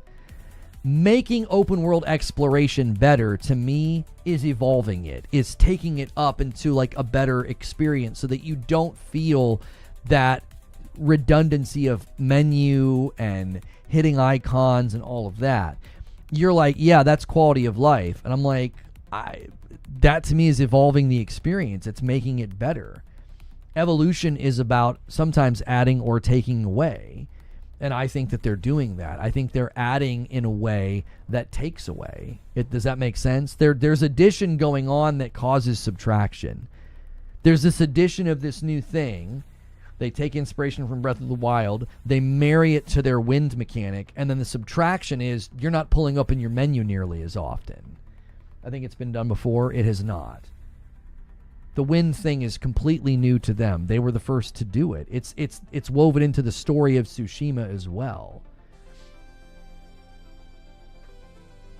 Isn't just pinging like from BRs? No, it's not like pinging, because you're quite literally getting out. Like when you did it in Breath of the Wild, it wasn't like pinging a Mozambique in a chest. You're literally like exploring. And you're like, oh, there's a tower out there on the horizon. And you go, bing. And you literally put an icon on it to track for later. In Ghost of Yotei, you're going to see something off in the distance. You're going to ping it, not in a way where you're like pointing at it and putting something on it. It's like, no, you're hitting it so that you say, oh yeah, I want the wind to take me over there. I don't necessarily think that is just a quality of life thing. I think it's an evolution of exploration. You're empowering the player to literally, almost like wayfind. You're not on the ocean, obviously, but it's like you're like looking around at the horizon. You're looking around at the world itself, and you're charting your own course. That, again, to me, in my opinion, is an evolution of open world exploration. Maybe NPCs bring you certain quests that we miss in a particular area or zone. The wind thing, yes, but there's games that let you just explore by what you see on the horizon, like Oblivion and Skyrim. I just wander and go to what my eye sees. But that's not a mechanic. That's just an open world game. You're not actually describing mechanics. You're describing an open world game where you can just look. We're talking about open world games that are saying, how can we make exploration better? How can we make exploration more player empowered? And Breath of the Wild has been hailed as one of the best open world games ever made. One of its mechanics, I think, rather brilliantly allowed you to just sort of like chart your own course like an explorer. Like you're on this frontier and you're just like looking around, and it let you kind of put those icons. And then Tsushima came up with a way of saying, you don't need to constantly check a map or a compass or a mini map or a menu. You can just swipe up on the controller and the wind is going to guide you where you're meant to go. Also sort of marrying the mystical nature of the game. You do that in Skyrim. Skyrim doesn't have that as a mechanic in it. You can just look and go to various places. You can do that in any open world game. In any open world game, you, the player, can just decide, I'm just going to look around, and if I see something, I'm going to head toward it. this idea of what they let you do in Breath of the Wild was a great way of saying you are literally an explorer. Like, take out your Sheikah slate, mark a shrine or a tower, and then like you can even see like this beam of light in the distance, like on the thing that you've marked. I don't know. To me, I think that's a huge win for open world games, because one of the common complaints is big for the sake of being big or getting overwhelmed with icons. This seems to work against both of those tropes. Yeah, there's a multiplayer mode called Legends coming to Ghost of Yotei, just like in Tsushima. They've already announced it. Gabriel, thank you for renewing for 20 months. Thanks for the gift, guys. How can I upgrade? Yeah, use that upgrade command, youtube.com/paid memberships, and see if you can't get yourself bumped up there. We'll count it as a double whenever you guys upgrade. Thank you so much. There's a spell for it in Skyrim. I just don't see how it's any different, because you can go in any direction and mark something on the map. Okay, so you're like, I don't see how it's any different, and then you said how it's different. I'm not surprised you're taking this route, Deuterino, like trying to downplay something that we feel like is pretty cool about a game. And the games you're listing are very conveniently from one side. I'm not surprised by this at all. And a 50 bomb comes in from Jabe. Thank you so much, Jabe, for bumping the line to 158. Yeah, it's very bad. This feels very bad faith and disingenuine. You're like, I don't see what the difference is. You just outlined the difference. Like, I don't have to constantly open up my menu or my map. I'm literally like, I want to go there. Bing, and then the wind guides me. It's this seamless, always emergent, organic, dynamic thing that you can't do in other games. You're like, well, I basically can if I do this thing that you've always been able to do in open world games, which is open the map and put an icon on the map. Yeah, you've been able to do that for forever. That's exactly the point that I'm making, is that this is an evolution of that behavior. Hey, we know players like to explore and put icons on the map, right? Yeah. What if we use the wind mechanic that we came up with and the marking Sheikah slate mechanic from Breath of the Wild, brought them together and created an organic, emergent way that the player is always able to do that while they're playing the game? And you're like, I don't see how it's any different except for all the ways that it's different. It's like, that just seems like you're forcing... like it's not that impressive. Like, you don't have to be impressed by it, but to say it's not different is weird. Like, I don't care if you're impressed by it or not, but to represent it as not different while saying it's different is odd to me. Taylor Smith with a member plus. I'm counting that as 2. Every member plus that's new or an upgrade counts as 2. I mean, Skyrim has the thing before Xbox got them. I played that game a lot. I don't know what wind spell he's talking about.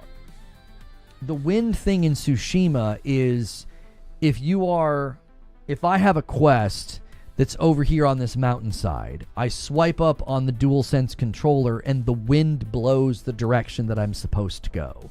It literally guides you where you're supposed to go. So it's not like a beam of light. It's not a path on the ground. It's not like a hash mark. It's literally the wind. It's woven into the story of Tsushima. There's a moment in time where Jin is guided by the wind. It's a mystical underpinning of the game. And in Breath of the Wild, you could use your Sheikah slate, and you're like, oh, I see a tower over there. And you could go bing and put like a marker on it.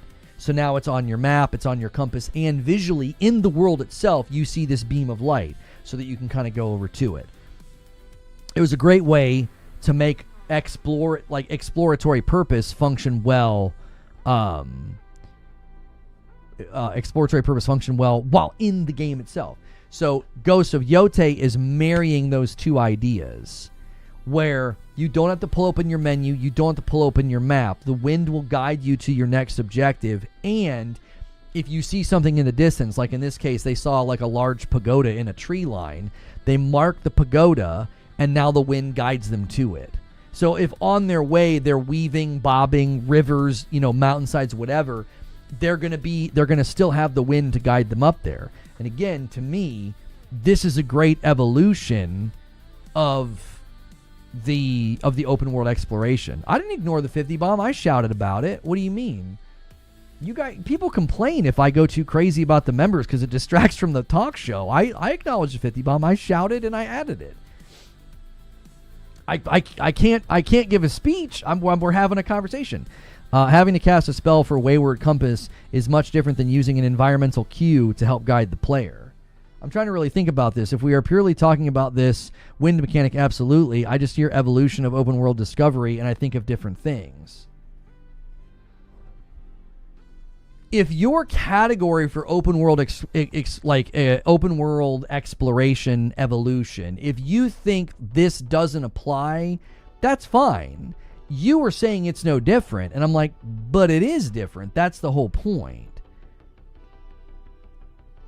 I'm not trying to say it's life-changing. I'm saying this is a great evolution for open world exploration. We're taking good systems from two great open world games and bringing them together, which, again, this is what evolution is. If you look at, like, evolution within, like, Pokemon, you take two things and you mash them together, and now you got this thing, right? You got a guy with the ability to run fast and shoot fire from his face, and you got a guy with wings, and then you got a guy that can do both. Like, you got the Sheikah Slate, like, marking things, acting like an actual explorer, and then you got the wind mechanic, and they're like, let's mash them together so that the player is just always sort of in the world and just playing as an explorer, as this nomadic warrior. It's part. The reason that I like it is it's quite literally part of the story. That's what Atsu is. She's this roaming nomadic warrior,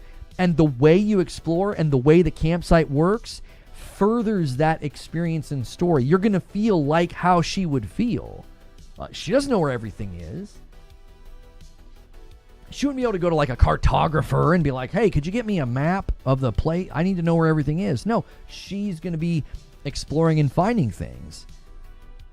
Like, and then when you're, at your campsite, people are going to come over and talk to you and, like, bring you. And again, it's going to feel like the game comes to you. She's not going to be, like, going to towns. And I mean, she's going to be going to towns, but she's not going to, like, go to a town every time she wants to, like, upgrade a weapon or a part of her kit or further a story or something. And Jaster is going to add 1 for Team YouTube and take us to 161 on the day. Thank you so much.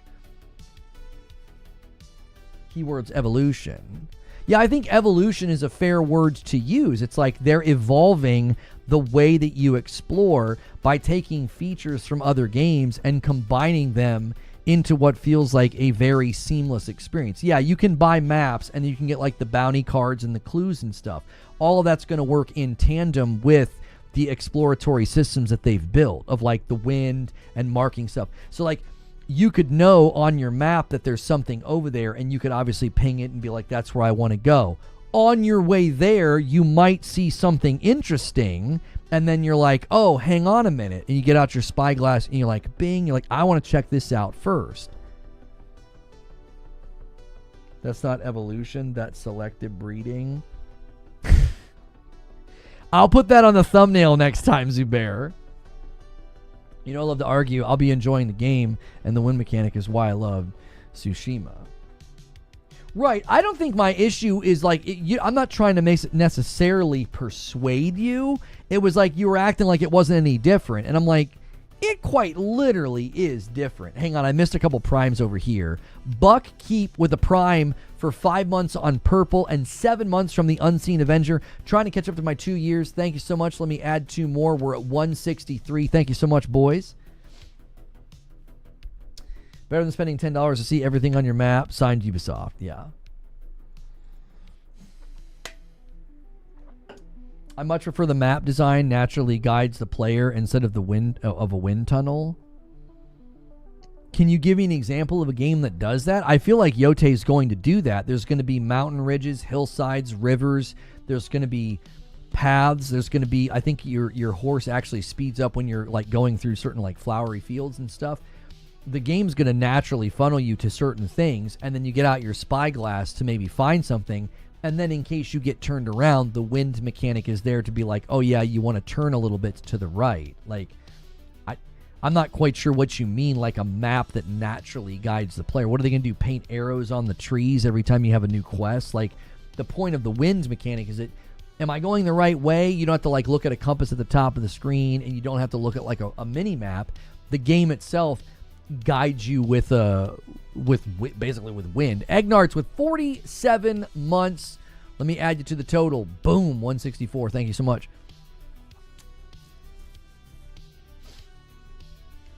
Ghost of Yotei selective breeding. How's that algo even going to handle that? Yeah, it would. We would end up in.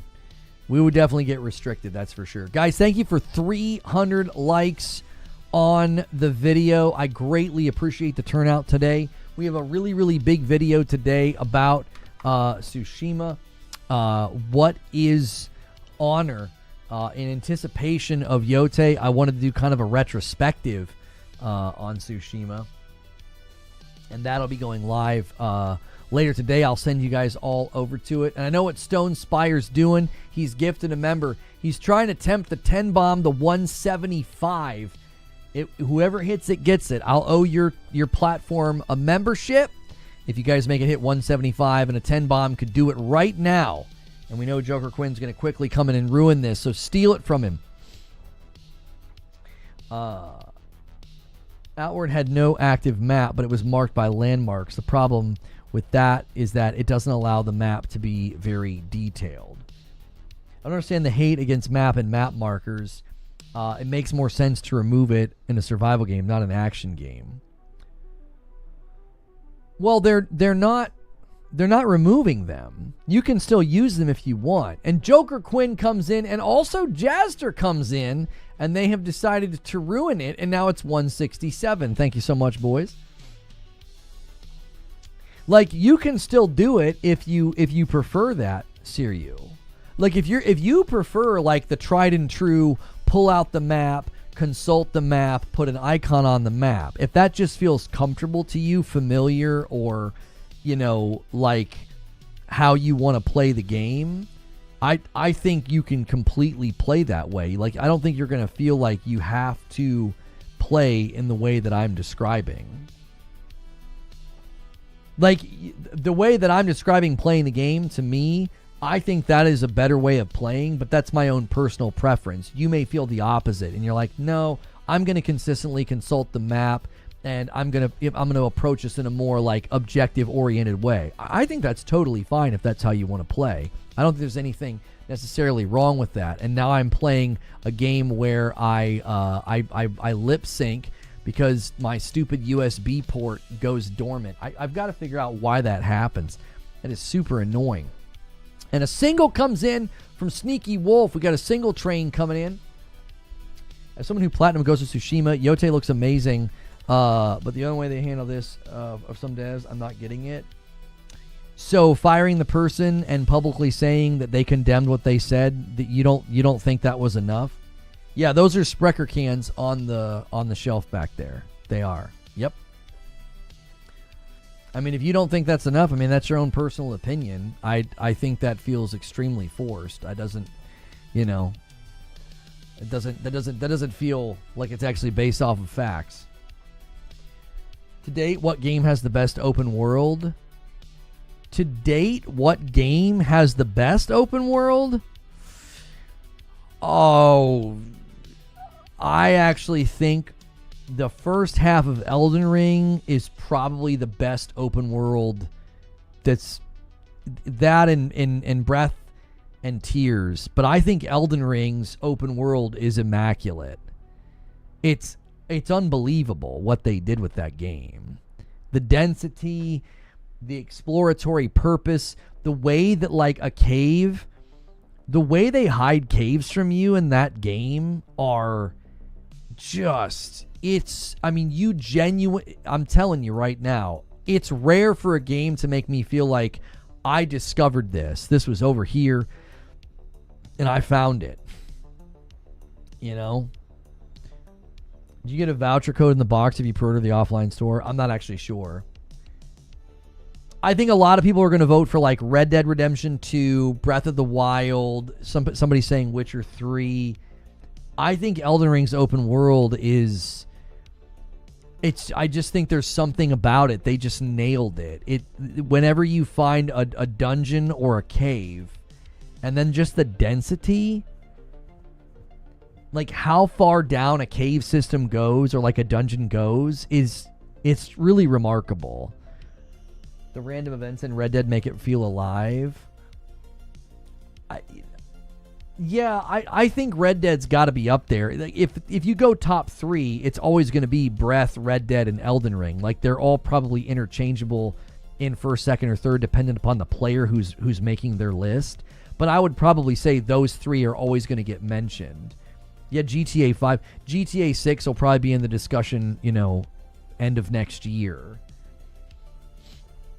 So yeah, like dependent upon the player, I don't think there's a right or a wrong answer, but I think the consensus across the gaming world would be that like Red Dead, Breath, Elden Ring, Skyrim, GTA 5, GTA 6 will probably be soon in the discussion. Those would be like everybody's list would look a little bit different, but all those games would likely be in the running.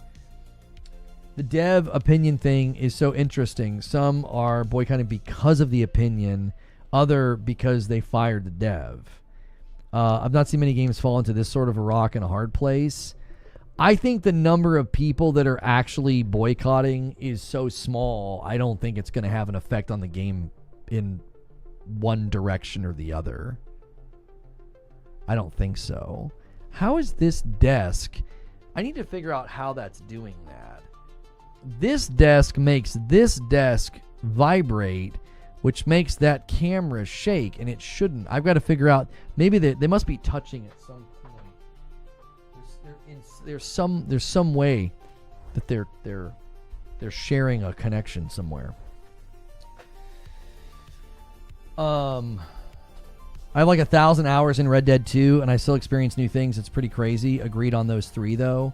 Yeah, I would be comfortable with, any of those lists. I wouldn't feel the need to argue strongly against Red Dead being in first, or Breath, or Elden Ring, or GTA, or Skyrim. I feel like anybody could put together a pretty good argument for any of those being like their favorite or the best open world games. No Man's Sky or Starfield? No. I don't think No Man's Sky would be in the running. No Man's Sky is impressive for its procedural generation and its sense of space exploration, but I don't think anybody would say, yeah, this is one of the best open world games because of the technology behind it. It's not a handcrafted or bespoke world. They're procedurally generated. So I don't know if anybody would say that. I think they would say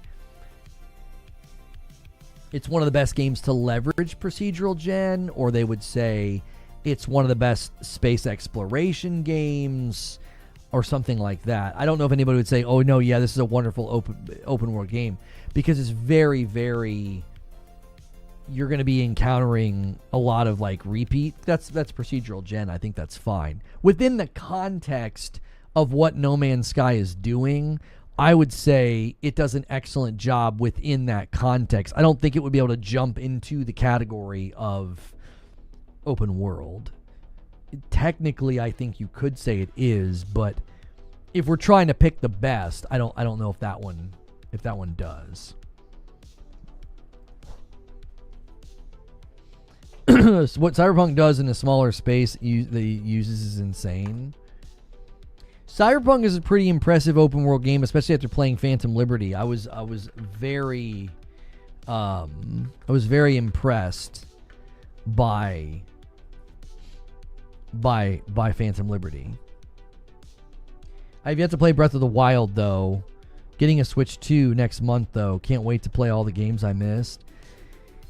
Yeah, if you missed Breath of the Wild and Tears, playing those upgraded on a Switch 2, I mean, you're in for a real treat, I played about an hour of Tears with the upgraded version on my Switch 2, and I'm like, oh gosh. That's why I disagree with your point of Yōtei evolving open world genre. I doubt GTA 6 or Witcher 4 will be influenced by it. That's not a determination of the qualification that I'm using, though. So the qualification for evolution is adding or enhancing. Like, that's essentially what evolution does, right? It adds or enhances. And I think they're doing that. I think they're adding and enhancing the open world exploration by taking systems and ideas from other open world games and creating something entirely new. Yeah. It would be impossible for it to influence GTA 6 or Witcher also, because those games are currently in development, and it would be really weird for that to land in those games. Like, they're currently like running alongside each other in development. Light No Fire might be the next big best open world. Yeah, Light No Fire from Hello Games might end up being like the really, really big step for open world games. Might be that. We know that those guys can cook greatness. But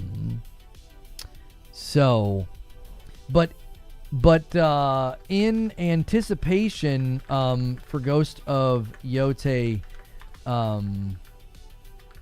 I decided to take a look back at the Ghost of Tsushima story. And I've got a video for you guys coming later. And it's going to be a bit of a Ghost of Tsushima retrospective. This is, I'm typing it up now. This is basically my Ghost of Tsushima retrospective, asking the question, what is honor? I think that'll work. Yeah. I'll save that as a draft, and we'll go to that later today. It's about a 30-minute video. The Ghost of Yotei review embargo drops on Thursday the 25th. We'll do a review roundup that day. I also think we're going to be into some gameplay that day. I think Hades 2 has its 1.0 that day, so we'll be diving into that as well. It'll be a fun day. We got a lot going on.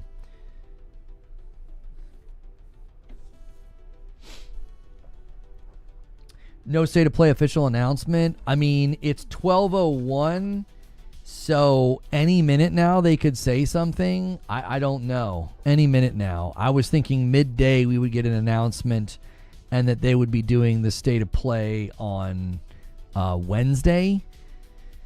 You know, tomorrow or Wednesday. If they wait to announce it tomorrow, that'd be a bit strange. I know they like to kick off. Events. They like to kick off Summer Game Fest. So I could see them kicking off Tokyo Game Show with their own thing. So, but yeah, it's now 12:01. So if they scheduled something for noon Eastern as an announcement, I'm not seeing it. I thought we were going to get a PlayStation State of Play announcements today. I think it'll be announced tomorrow. Could coincide with the Ghost of Yotei embargo. I don't think so, because that's the first day of Tokyo Game Show. So I think they rather smartly planned to have the Ghost of Yotei review embargo drop the day that Tokyo Game Show kicks off. And then they're going to be pushing a lot of Yotei while they're there. Usually they do Tuesday announcements. Yeah, so it's possible they announce it tomorrow and the state of play is Wednesday. I mean, they've done that recently, haven't they? I feel like they'll announce stuff like the day before, sometimes 1 or 2 days before. I feel like they did that recently. Didn't they announce something in it was 24 to 48 hours later was the event itself? There were an awful lot of people saying that it was coming. For them all to be wrong would be a little bit strange. This wasn't like a Reddit or a 4chan thing. This was like multiple folks saying, yeah, this thing is happening. I mean, this actually goes all the way back to earlier this year as well, that there were rumors that there was a big event from PlayStation in September, and that they to the point that people were saying that there wasn't going to be anything else. Right? They were like, yeah, there's not going to be anything else. This is the only thing they're doing this year. And I was like, wait, what? Like, the only thing PlayStation's doing? Now, that ended up not being true, But I wonder if that got traction as an idea, because whatever they're planning for September is pretty big. I don't know. I always look forward to Sony shows.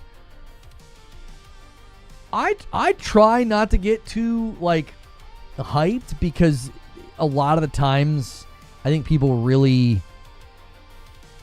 There was a couple of years there where we felt like, oh, they're definitely going to do a showcase. It's definitely been long enough. Yeah, it's definitely time for us to hear about this. It's definitely time for us to hear about that.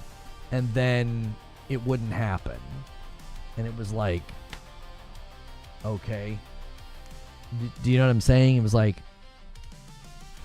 I try not to do that now. It's like, yeah, a State of Play is going to show up. Yeah, I don't expect a lot of first party. They've really signaled that they're not really going to do that. I don't expect a showcase. They've really signaled that they've moved away from showcases. I don't know. I try to keep my expectations more tempered, because PlayStation has really shown a reluctancy to do big showcases, and they've shown a reluctancy to trot out all their first-party studios, in one fell swoop. They really, really keep their cards close to the chest. And I find that to be annoying, but it is what it is. It's...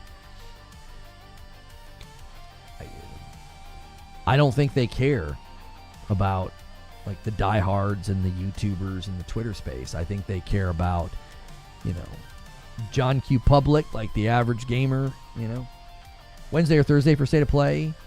The State of Play on Thursday would be really weird again, because that's the day that Tokyo Game Show starts. I don't know if they would do that. I imagine they would kick things off on Wednesday. I just realized we've been sub-only this entire time on Purple. I am sorry about that. Oops, on the chat. Not on the stream, but on the chat. I heard we're going to buy GTA on December the 12th. Is that right? I haven't heard that. Are you saying you heard that's when they open up pre-orders?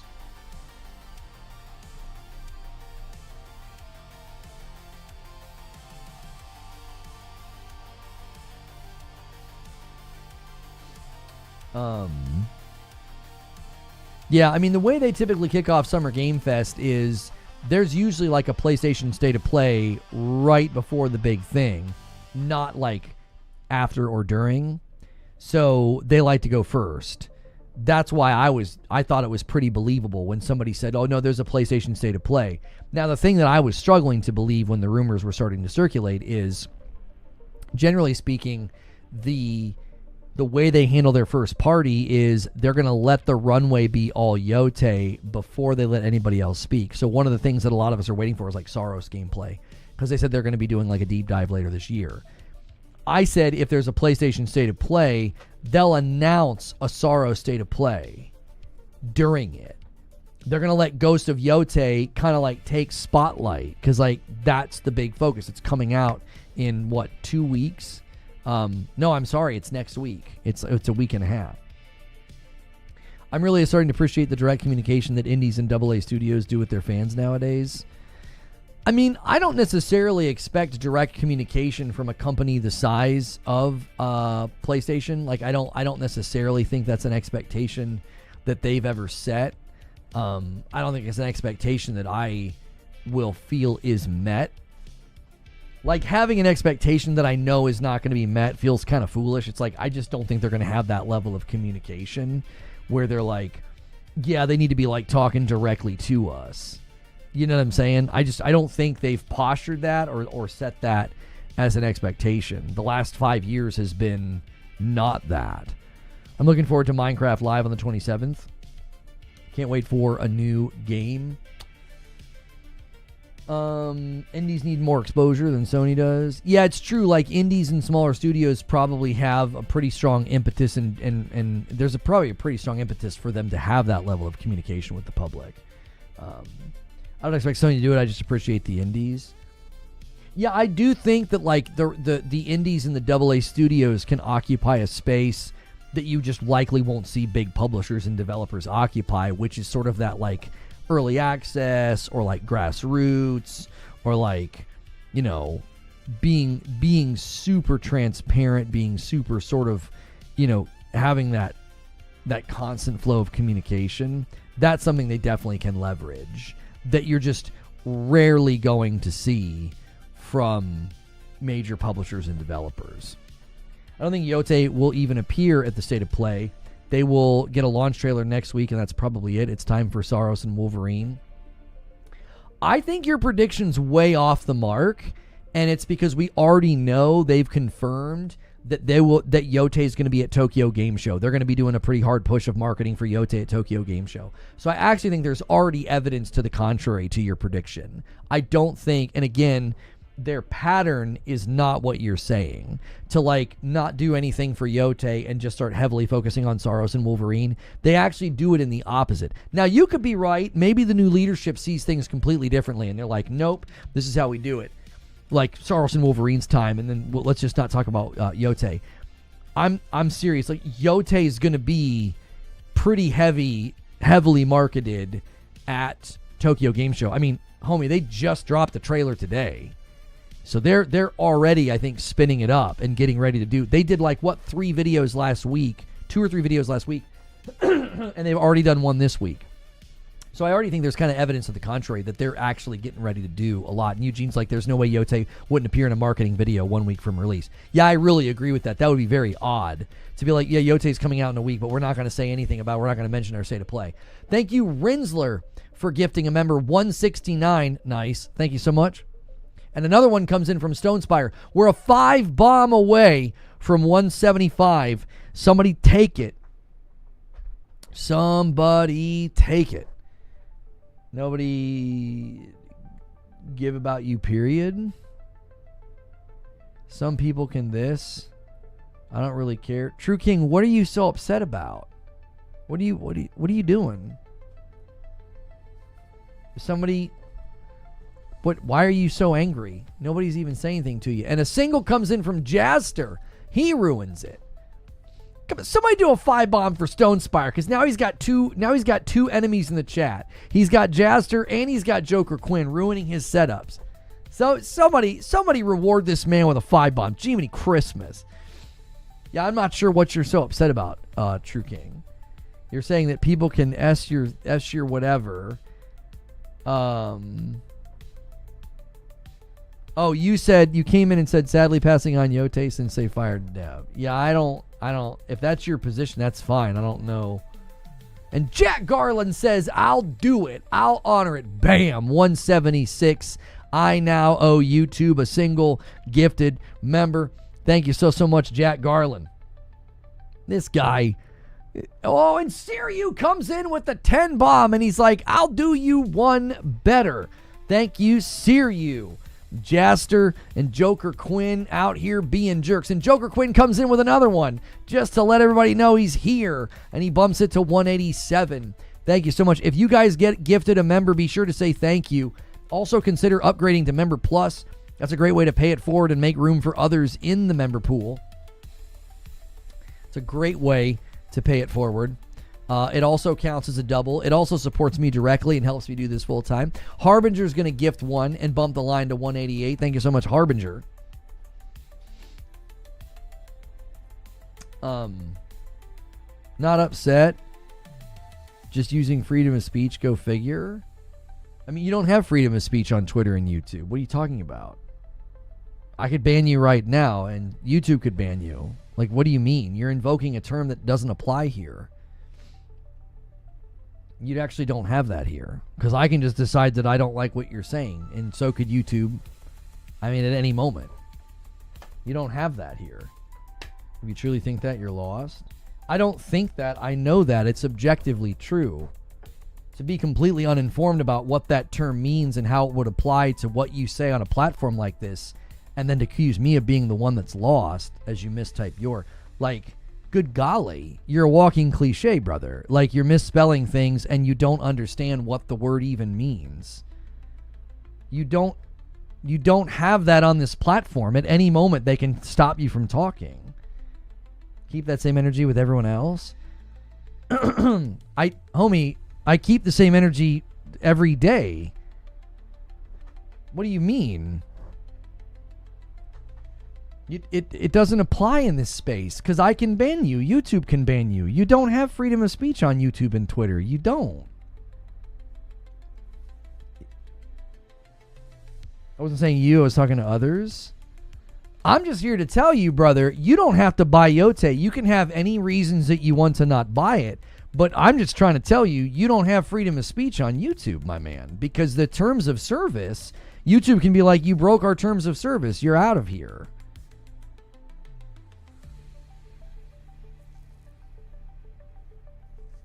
Yeah, I mean, I don't know. I got banned so many times during the sickie, I had to start a new account. I mean, that sounds about right.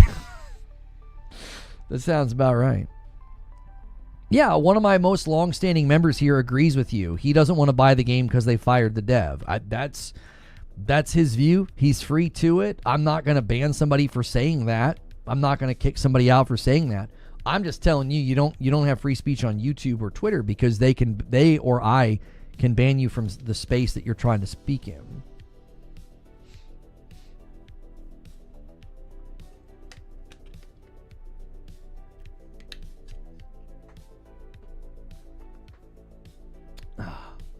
So, yeah, if someone's come to the conviction and conclusion that they don't want to buy Ghost of Yotei, that's fine. That they have to live according to their own beliefs, their own ethics, their own views. I mean, yeah.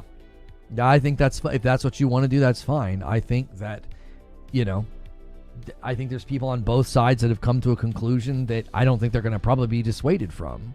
You know what I mean? Why is everyone so pressed? At the end of the day, I'm not okay with not buying the game. I'm a huge fan. True King, I don't think anybody's pressed. Like when you come in and you use inflammatory language, like the second thing you said today, you said people could suck your blank. Like, you know what I'm saying? If you walk into a room, use very inflammatory language, telling people they can S your D and that no one gives an F about them, I don't think we're the ones that are upset. Like, you came in with it seemed like you were pretty emotional. Like, nobody went and said, hey, we got a real problem with you. Did you expect us to all get triggered when you said you weren't going to get the game? People were weird in the chat. People were weird in a YouTube chat. Oh no, call the mayor. What are we going to do? Whatever will we do? There were people being weird in a YouTube chat. Homie, I think you wanted people to get triggered. I think that's what you were hoping for. Nobody got triggered. Like you're not going to buy Yōtei? Okay. Did you? I don't know. Maybe you were hoping we were going to get really upset, I guess. We don't care. We don't care. Like, that's the GIF energy I'm trying to bring here. Like, we don't care. Like, no one cares. That's fine. Don't buy it. That's great. Buy 6 copies and give them away. You know what I mean?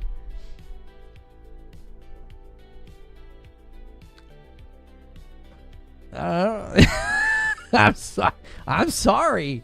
We're just kind of not pressed about it. I'm upset somebody somewhere is not buying a video game. All right. Yeah, man. Go for it. The only thing I've said about it is I don't think it's going to be a very strong number of people. I don't think it's going to affect the game's commercial success. That's all I've said about it. I am not at all going to try to dissuade you, and try to convince you to do something in one way or the other. Gen Z these days are ruining games. Nobody's ruining anything. Let them have their opinions. Let them say what they're going to say. They're not ruining anything.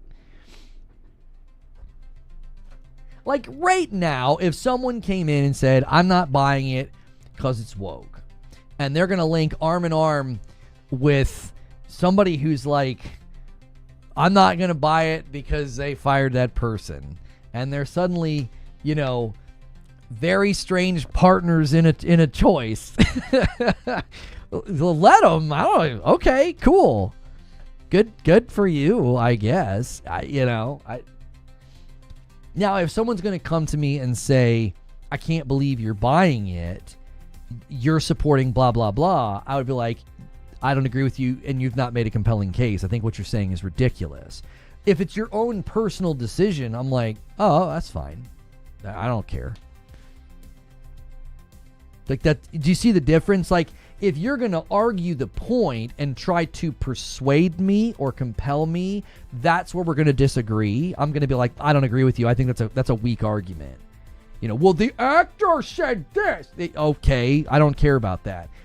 You know, I don't. My enjoyment of the Batman games is not affected by, you know, some of Mark Hamill's crash outs on Twitter. Like, I don't give a frick what that guy says. Like, who do I care? Or not who do I care? What do I care? Like, that doesn't affect me. You're not going to compel me with that. But if you're just coming in here and saying, yeah, I'm not getting it, I'm going to be like, okay, that's fine. That's totally fine. You can do that. All right, go for it. Ethical consumption in this economy?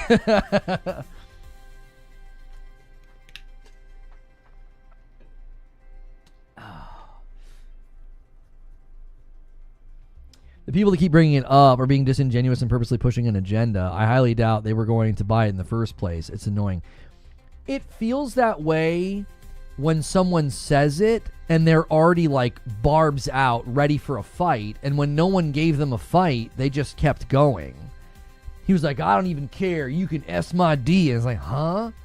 It's like, nobody gives an F about you. And it's like, well, I guess, is that true about you and what you're saying then? Because, like, it's like they were like ready for a fight. And it was like, nobody was going to fight them on it. We were like, okay, like, you see what I'm saying? Like, it felt very much like looking for a fight, you know? And since no one really took the bait, it here we are.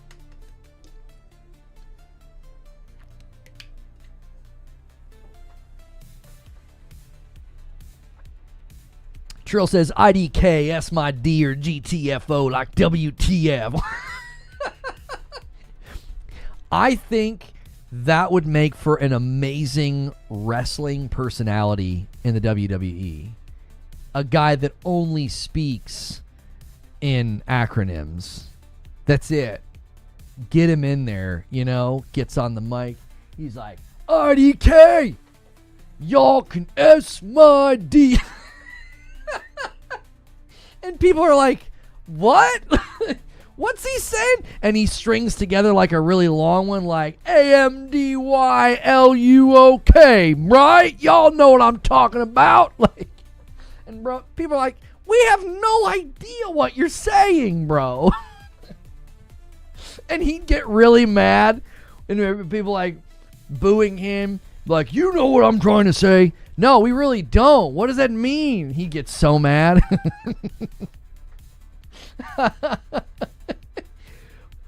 IYKYK. It's hard to do, honestly. It's really hard to do. IYKYK, right? Y'all know? It's like, we have no idea what you're saying, bro. IYKYK. You just boom, drop the mic. I'm just a man that stands on business. Unlike y'all, I have the balls to say it in someone's face, not online. Now listen to me. If you do this, I want it to be recorded. I want you to go into GameStop and I want you to record yourself and be like, I stand on business. I'm not buying Ghost of Yotei, and I'm saying it to your face. And I want to see the frazzled, startled, employee at GameStop being like, oh, they're okay, that's fine.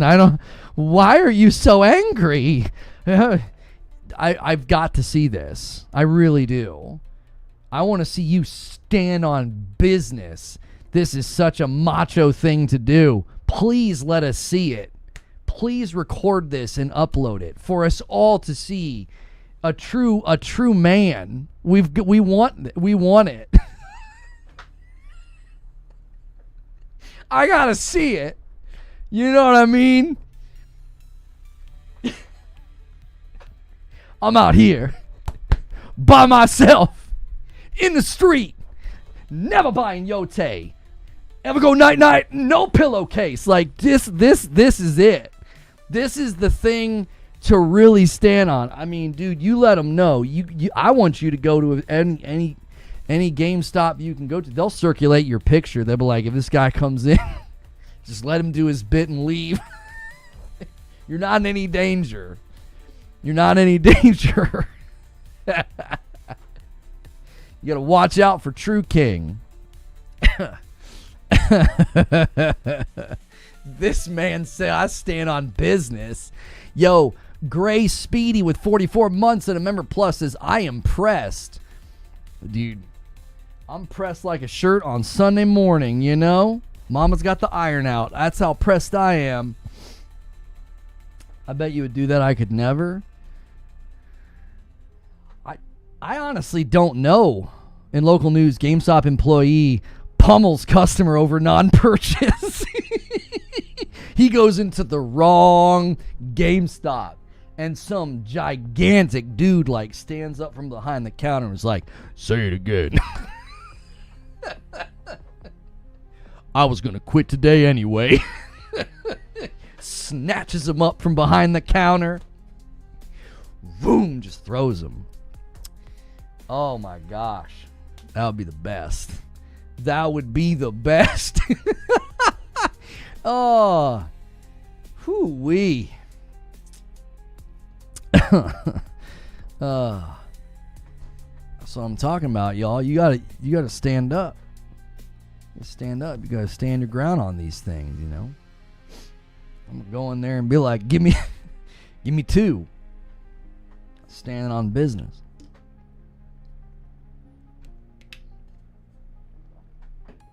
What even caused this crash out?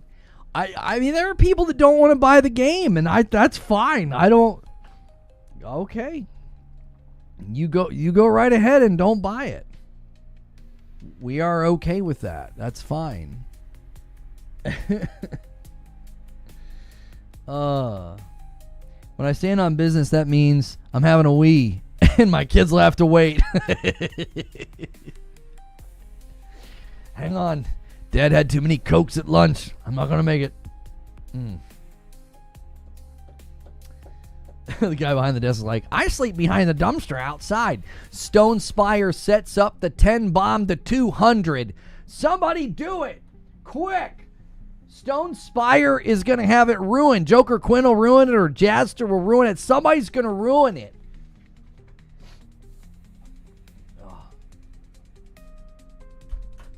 Maybe not buying Yōtei is the real punk rock. Jaster says, stop this man. A 10 bomb to 200. Whoever does it, that's who's getting the gifted. Whichever platform hits it, gets it. I told y'all he was going to do it. I mean, you guys don't believe me. You guys just let him do it every time. There goes old Joker Quinn. Boom, 191. So the 10 bomb is now an Agents of Chaos. You know? It's just the way it's just the way that it goes sometimes, I guess.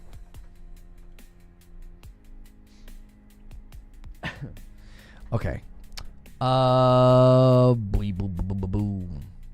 Let's do this. Oh no. We don't need to do A/B testing. Okay, gaming news today, no. Doesn't include a sponsor, no. We got tags. Okay.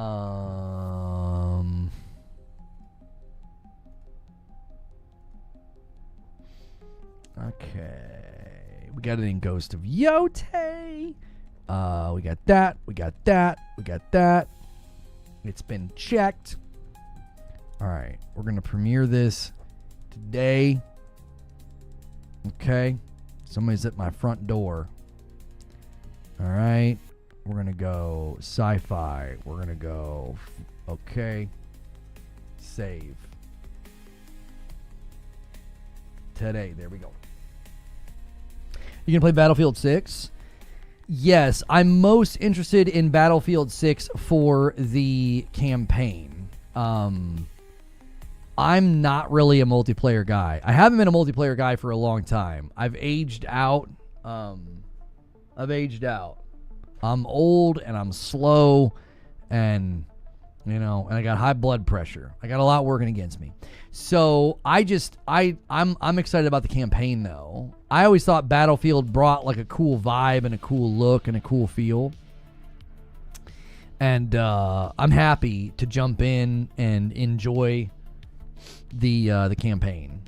But I'm just not really looking for the multiplayer. You know, I tried it during the beta and I was like, this just isn't my jam. These are not my stomping grounds anymore.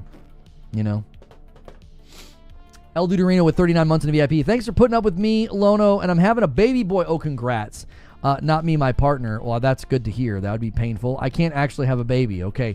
Wanted to wait till it was here to announce, but I can't wait anymore. Well, that is awesome, dude. Guys, could we get some congrats for El Duderino having a little Duderino on the way? That is stinking awesome. You'll have to make him his own YouTube account and name it Lil Duderino. Congrats, man. That's exciting. Costco's pulled Xbox from the shelves. All right. That's usually what happens with some things, you know. Just stop selling certain things. The date was off to a great start, but then she stood on business. That's right. She stood on my business. I missed that. I was like, huh? You know? I was enjoying the date. He was really sweet. And then he started ranting about Ghost of Yotei, and I thought, I'm gonna get out of here. I'm in danger. Now that El Duderino is gonna get no sleep and be tired all the time, are his takes suddenly gonna get reasonable or even more out there? It'll be worse. It'll be worse.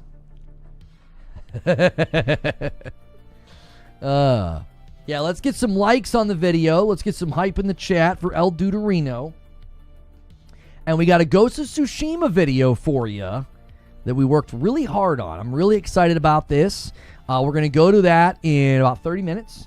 And I really, really hope you guys enjoy it. We can still keep talking Ghost of Yotei, open world, anything that you guys know.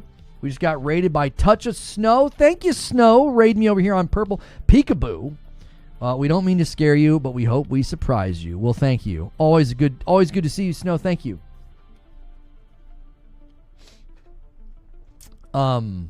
Make sure you guys are hitting the like button as well. That helps. Check your renewals. Check your primes. Check all the things. How's today's conversation going? It has been fun. We've been laughing and goofing. And Joker Quinn says, there it is. There it is. There, what is? What happened? Looking forward to it. I appreciate it. I like your shirt. Thank you. I have argued that this is the greatest television show ever made. The original with Rod Serling, I think, is the greatest TV show ever made. I think it influenced and touched everything we do and watch today. Rod Serling and Alfred Hitchcock were probably the two most influential creators ever. Yeah. There it is. There it is. Oh. I'm going to stand on business outside of GameStop and beg for memberships. Might have a better outcome. Yeah. You strike me as somebody who'd be really good at begging. Like begging for attention. Yeah. One doesn't really do anything. You know, I've been watching, and this entire time I've had accepting gift subs off. Why is that even a thing? Okay, so I've encouraged people that would rather pick up their own memberships to turn that off. Yeah, they can turn it off. And that way they can pay for their own. Yeah. A wired rope's going to drop one. He drops a 5 bomb over here on purple. We're at 197.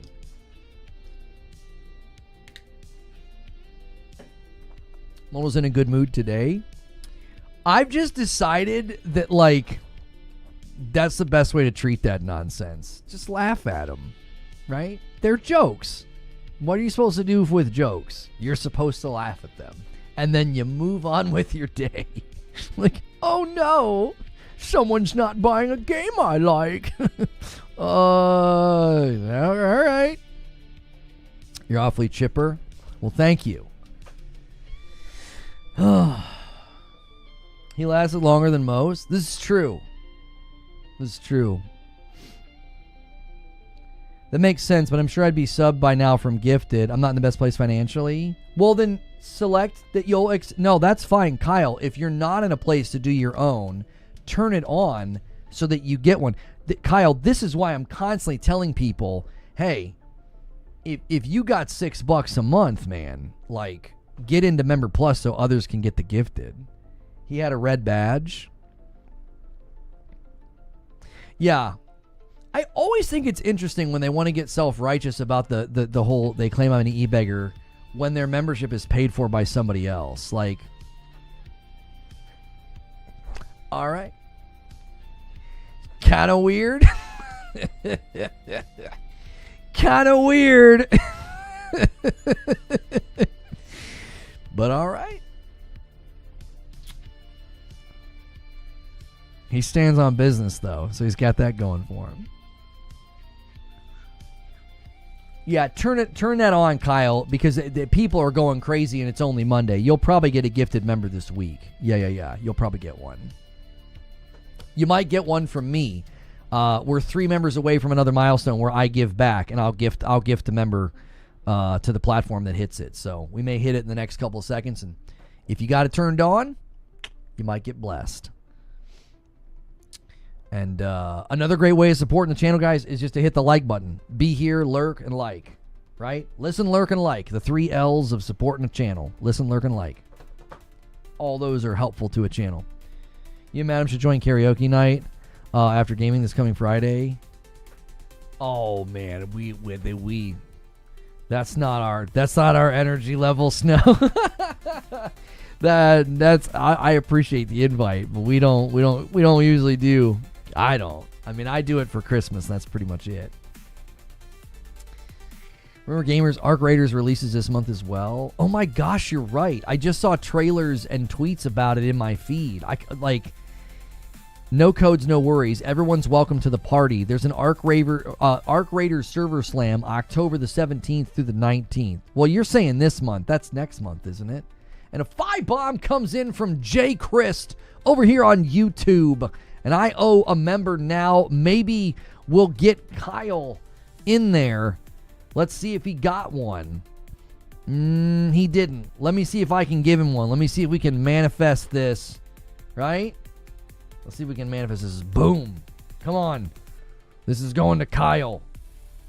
This one's for you. And it went to Ann. Screw you, Ann. That was for Kyle. I'm just kidding. I'm totally kidding. But seriously, Ann, get the frick out. That one was for Kyle.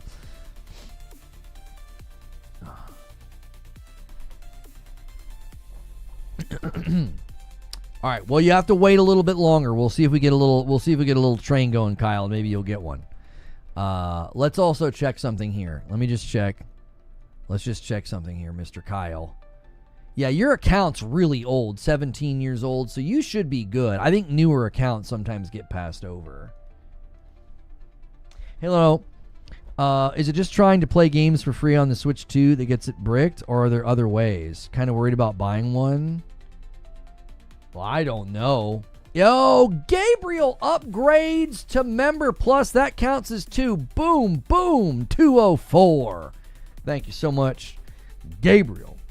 Thank you for lurking, Snow.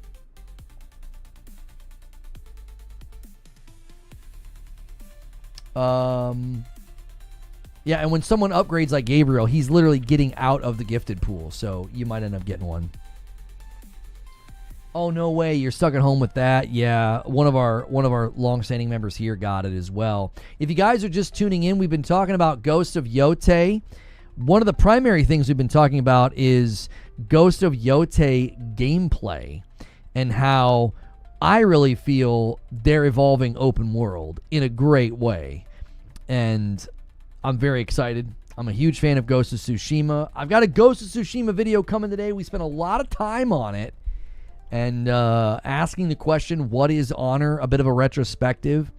And my perspective on that game is a little different than some of the other videos I saw on the topic. So we shall see what you guys think of it. Also, I just realized she's... Yeah, hang on. We need to... I'm starting my transition into a VTuber. This is a big day for me. There we go. I just realized she was like... The picture was going like down through the bottom of the screen. So you guys, if we hit the goal, the weekly goal of 500, you can make Madam play Silent Hill F on Friday night. I personally think Ghost of Yotei will deliver in its world, storytelling, and atmosphere. Adam King with 18 months. Boom. We're 20 members away from the next milestone. Thank you, Adam King. I got sworn in as an attorney last week. Here's a portion of my billable hour rate so I can continue to bully you semi-regularly. Good looking out, kiddo. Well, thank you, Adam. I appreciate that. Congratulations by getting sworn in. And that's a nice setup there. If you've been waiting to drop a big one, a 20 bomb right now, will secure the next gifted member that I owe. We're trying to get Kyle in here. He's sick at home and he can't do anything but watch my show, so that's bad. We know that's not great. It's a pretty low place to be. Not just being sick, but having to watch this. I feel for you. Appreciate you being here, Kyle. Not fun. Glad you're live today. I used to watch you back in the day for D2. Really? Just happy to see you back and thriving. Well, I appreciate that. Adam, save that money for drinking and then the therapy required after the drinking. Yeah, Eugene's got experience with being an attorney, so he speaks from experience. Let's make sure my camera's still working. We got the other camera angle going today in the studio. We got the studio. We spent some time cleaning the studio. Well, just this corner, actually. There's a mess. That's a mess. That's a mess. So approximately 25% of the studio has been cleaned. That's how much I'm committed to greatness for you guys. What's going on? Is your Discord acting up again? I can't hear you. Well, let me reboot Discord. There might be an update. Sometimes when there's an update for Discord and you have the newest version and I don't have the newest version, you won't be able to hear me. It said checking for updates and there was no update, but generally speaking, a lot of the times me, rebooting will usually fix it. Just like rebooting the app sometimes jars its memory. Maybe you need to reboot. I don't know. What about the demon in the ceiling? Oh, that hasn't been there for quite a while. Well, wait, actually, I can't see. Let me...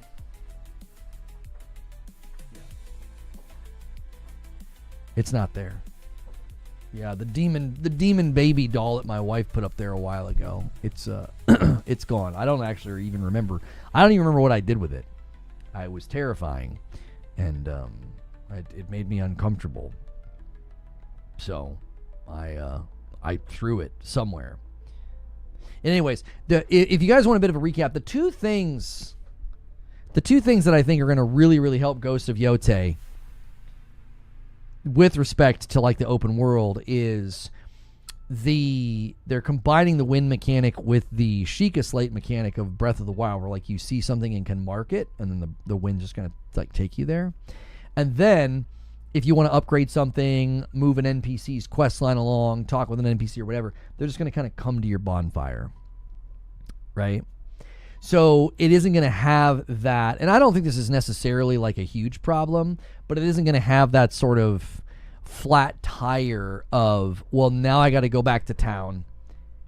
Let's see if I have enough currency, and then I can upgrade. Then I can do the thing. Then I can, make my sword stronger. I can make my outfit stronger. I can upgrade my armor. These things. I like that. From how they're describing it, I think they really brought those elements in a good direction. So we were talking about that earlier. I was calling it an evolution. I think that's a fair descriptor to use.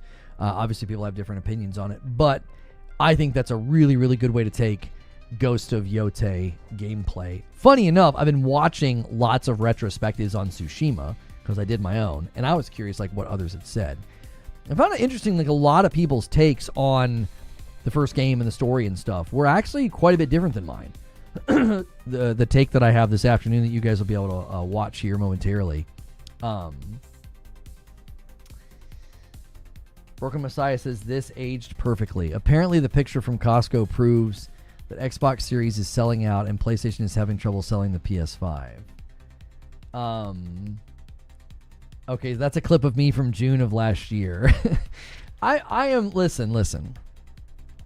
I know a lot of you guys are watching that news develop. I know there was an Xbox price increase. And I know we're now hearing a lot of pretty passionate takes on it. And we're also seeing a lot of we're seeing a lot of, probably what you would call like fallout from it. I just don't really care to get into a discussion about it. We kind of anticipated being the way that hardware was going to go. So, yeah, the Silent Hill F reviews look fantastic, very strong, like 85 or an 86 or wherever it's trending. Very good to see that. Even though it's not my cup of tea, I'm always excited to see games score well and for fans of a franchise to get a good game. So I'm pumped for people that were looking forward to that, even though it's kind of like not my cup of tea. It's kind of like not my bag. So, yeah, the reviews look good. Costco's not news. I don't know why it's surprising. What's good, Burgers? When does the video go live? I just got a noti for it on my phone, but it cut off like half the sentence. In 15 minutes, Haseo. So, yeah, keep the war alive. Yeah, I have done a lot. I've avoided a lot of those topics. There was stuff that happened with the handheld. I avoided it. This price thing. I'm just not interested. I don't think it's that fun to discuss. I would rather talk about Yōtei. I would rather talk about games. I would rather talk about, we got, Hades 2 this week. The Arc Raider server slam just hit. There's a high likelihood we're getting some kind of a PlayStation State of Play this week. Then there's Tokyo Game Show. I think that stuff's more exciting to talk about. I don't really, whenever any of these companies have had to do stuff with their pricing, I've not really felt the need to make that a part of the coverage. So, anyone here still play Helldivers? I think there's a lot of people in the Discord that are still playing Helldivers. Yeah, pretty regularly. I think we've got like a room where they get together and they play and share gamer tags and stuff. Like if I go into the Helldivers 2 room right now and I jump to the present, somebody said something 2 days ago. They updated the order in there. Yeah, there's a couple people posting in the Helldivers room with some regularity. Yeah. So that's a great reason to become a member, by the way. You can either use your Prime on Twitch. You can sub right now. Pick Member Plus if you do. It's $6 a month. Click join on my YouTube channel, and you get into our Discord. It's a great way to meet people to play Borderlands with, or Helldivers, or, Ghost of Yotei, Legends. People are going to want to be playing Ghost of Yotei together. So that's a great reason to be a member here. I think we got a really great community of folks who have a good time. And then if you're not in the Discord right now and you've been a member for a while, you're missing out. Even if you're on a gifted, you can get into the Discord. Am I going to play and review Silent Hill F? No, I'm not. This over here, you can make my wife play on Friday night. I think that'll be really funny. They're just not my type of game. I don't think it's really the right thing to do. Right thing is not the appropriate word. I don't think it's productive to have me play a game that's not really built for me, and then I just don't have a really great time with it. That's just not a game that I'm going to enjoy. It would be like, oh, are you going to play the new NASCAR game? No, it just isn't. It's just not my thing. It's not my jam. So Hades 2, on the other hand, or when Borderlands 4 came out, or when Yōtei comes out, like these are the games that I'm like, yes, I want to get these. I want to talk about them. I want to break them down. If you go to my channel, we have a new gameplay, section right here. So, I know some folks are like, oh, you never play games. I actually play games fairly regularly. So Borderlands 4, Silksong, Chronos the New Dawn, Metal Eden, Hollow Knight, Lost Soul Aside, the new Metal Gear, Shinobi, Gears of War Reloaded, Hell Is Us, Echoes of the End, Mafia the Old Country. I do my best to try to play new games for you guys. But sometimes a game is just well outside of my preferences, well outside of my wheelhouse, and it just isn't going to be productive for me to play it. Yeah, I played Mario Kart World. I streamed it. Grubby with 19 months. Thank you so much. Adding to the total. Huge day for YouTube. Thank you guys so much for just continuing to show that insane support for the channel, man. I greatly appreciate it. I'm able to do this full time because you guys support the channel directly. A lot of YouTubers lately have been like pushing their Patreon because like YouTube was kind of being, and it still is kind of wonky. We don't need to do that. We house all the support right here on YouTube. You just got to click join and pick a member or gift. Those are the ways to support directly. You don't got to go somewhere else.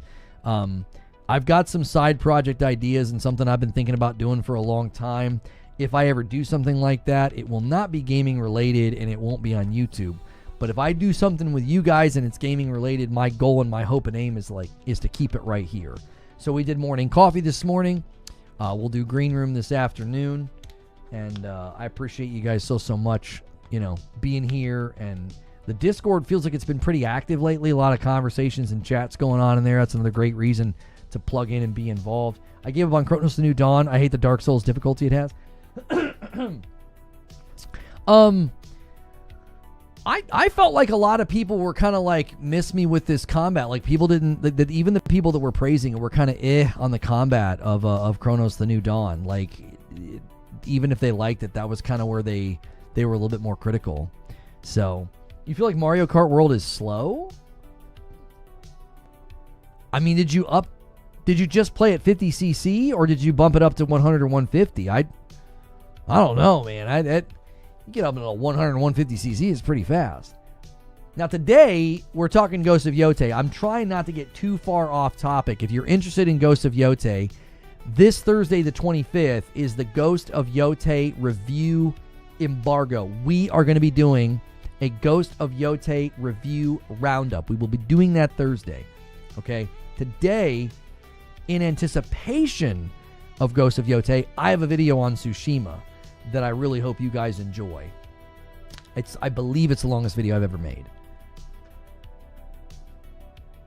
That's always a little creepy when you actually hear the water of the water pump system. It's like, did I spring a leak? Like,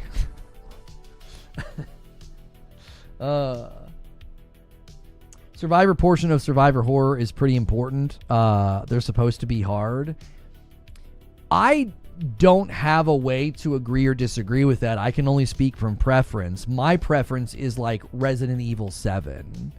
Like, it's a balance between scare me and I've got to manage some resources, but it didn't feel like it tipped in one direction. I feel like if a game tips in one direction, it disrupts the other side. Like, if the Survivor aspect's really heavy, it tips over and I don't enjoy the horror. Oh, Dylan, I missed your 9 month. I'm so sorry. Dylan with 9 months at a member plus. Lono, keep it up. Love the content.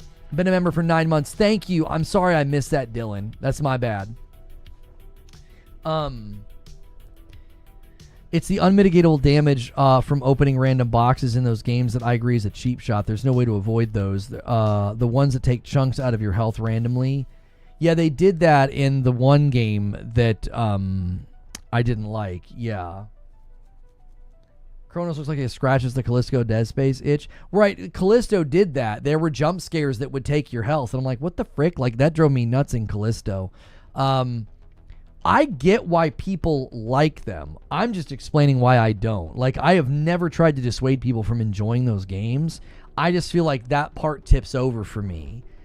Resident Evil 7, there was like this perfect balance between making me feel scared and that being scared and that tension like was interwoven with I better be sparing. I better be careful with my resources, my ammunition, my whatever. What happens in a Callisto or a Chronos: The New Dawn, the pain of currency or damage or shooting is so heavy, it disrupts the fear, and I'm no longer scared, and now I'm just like, well, your game is stingy, and I'm annoyed.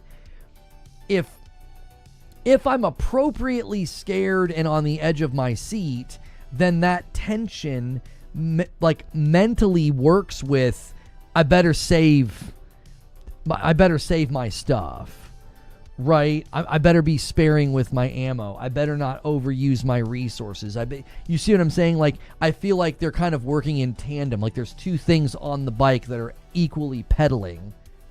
If one thing feels like it's pedaling harder than the other, it's like they can't get into gear. That's actually a good analogy, like a tandem bike. If the horror aspect is sort of being disrupted by the pain of survival, picture somebody on a bike where like they can't get their feet on the pedals, like they can't get into gear because the other person's just pedaling like a mad person. That's what it feels like. It's like, I feel like if the pain of the survival is so heavy, then I'm not scared. I'm not on the edge of my seat. The tension's not getting into gear. Well, now the survival part of like, I better be sparing, I better not use too much ammo, it doesn't work. It's like the game's out of sync, and then I'm not having a good time. Everybody's got their own way of playing those games, and I get why people like them. They don't land on my brain. Like, I loved Layers of Fear. I loved Resident Evil 7. I play a game like Callisto or Chronos: The New Dawn, and I'm like, I'm on the edge of my seat, and then I'm not. I'm on the edge of my seat, and then I'm not. And I'm like, once that fear and that tension leaves the room, and I'm more focused on the mechanical aspect of it, the survival aspect of it, that's when I basically check out. I'm like, yeah, I can't do this. My brain's gonna check out. So, somebody asked how long the Ghost video is. I believe it's like 32 minutes.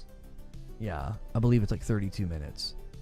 So, very, very excited. I haven't even seen it yet. I have not seen the video yet. So I'm gonna see it for the first time with you guys.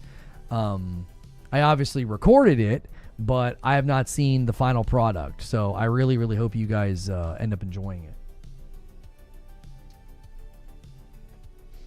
You can avoid the snakes, just double the slash boxes. Oh, just double slash the boxes. Right.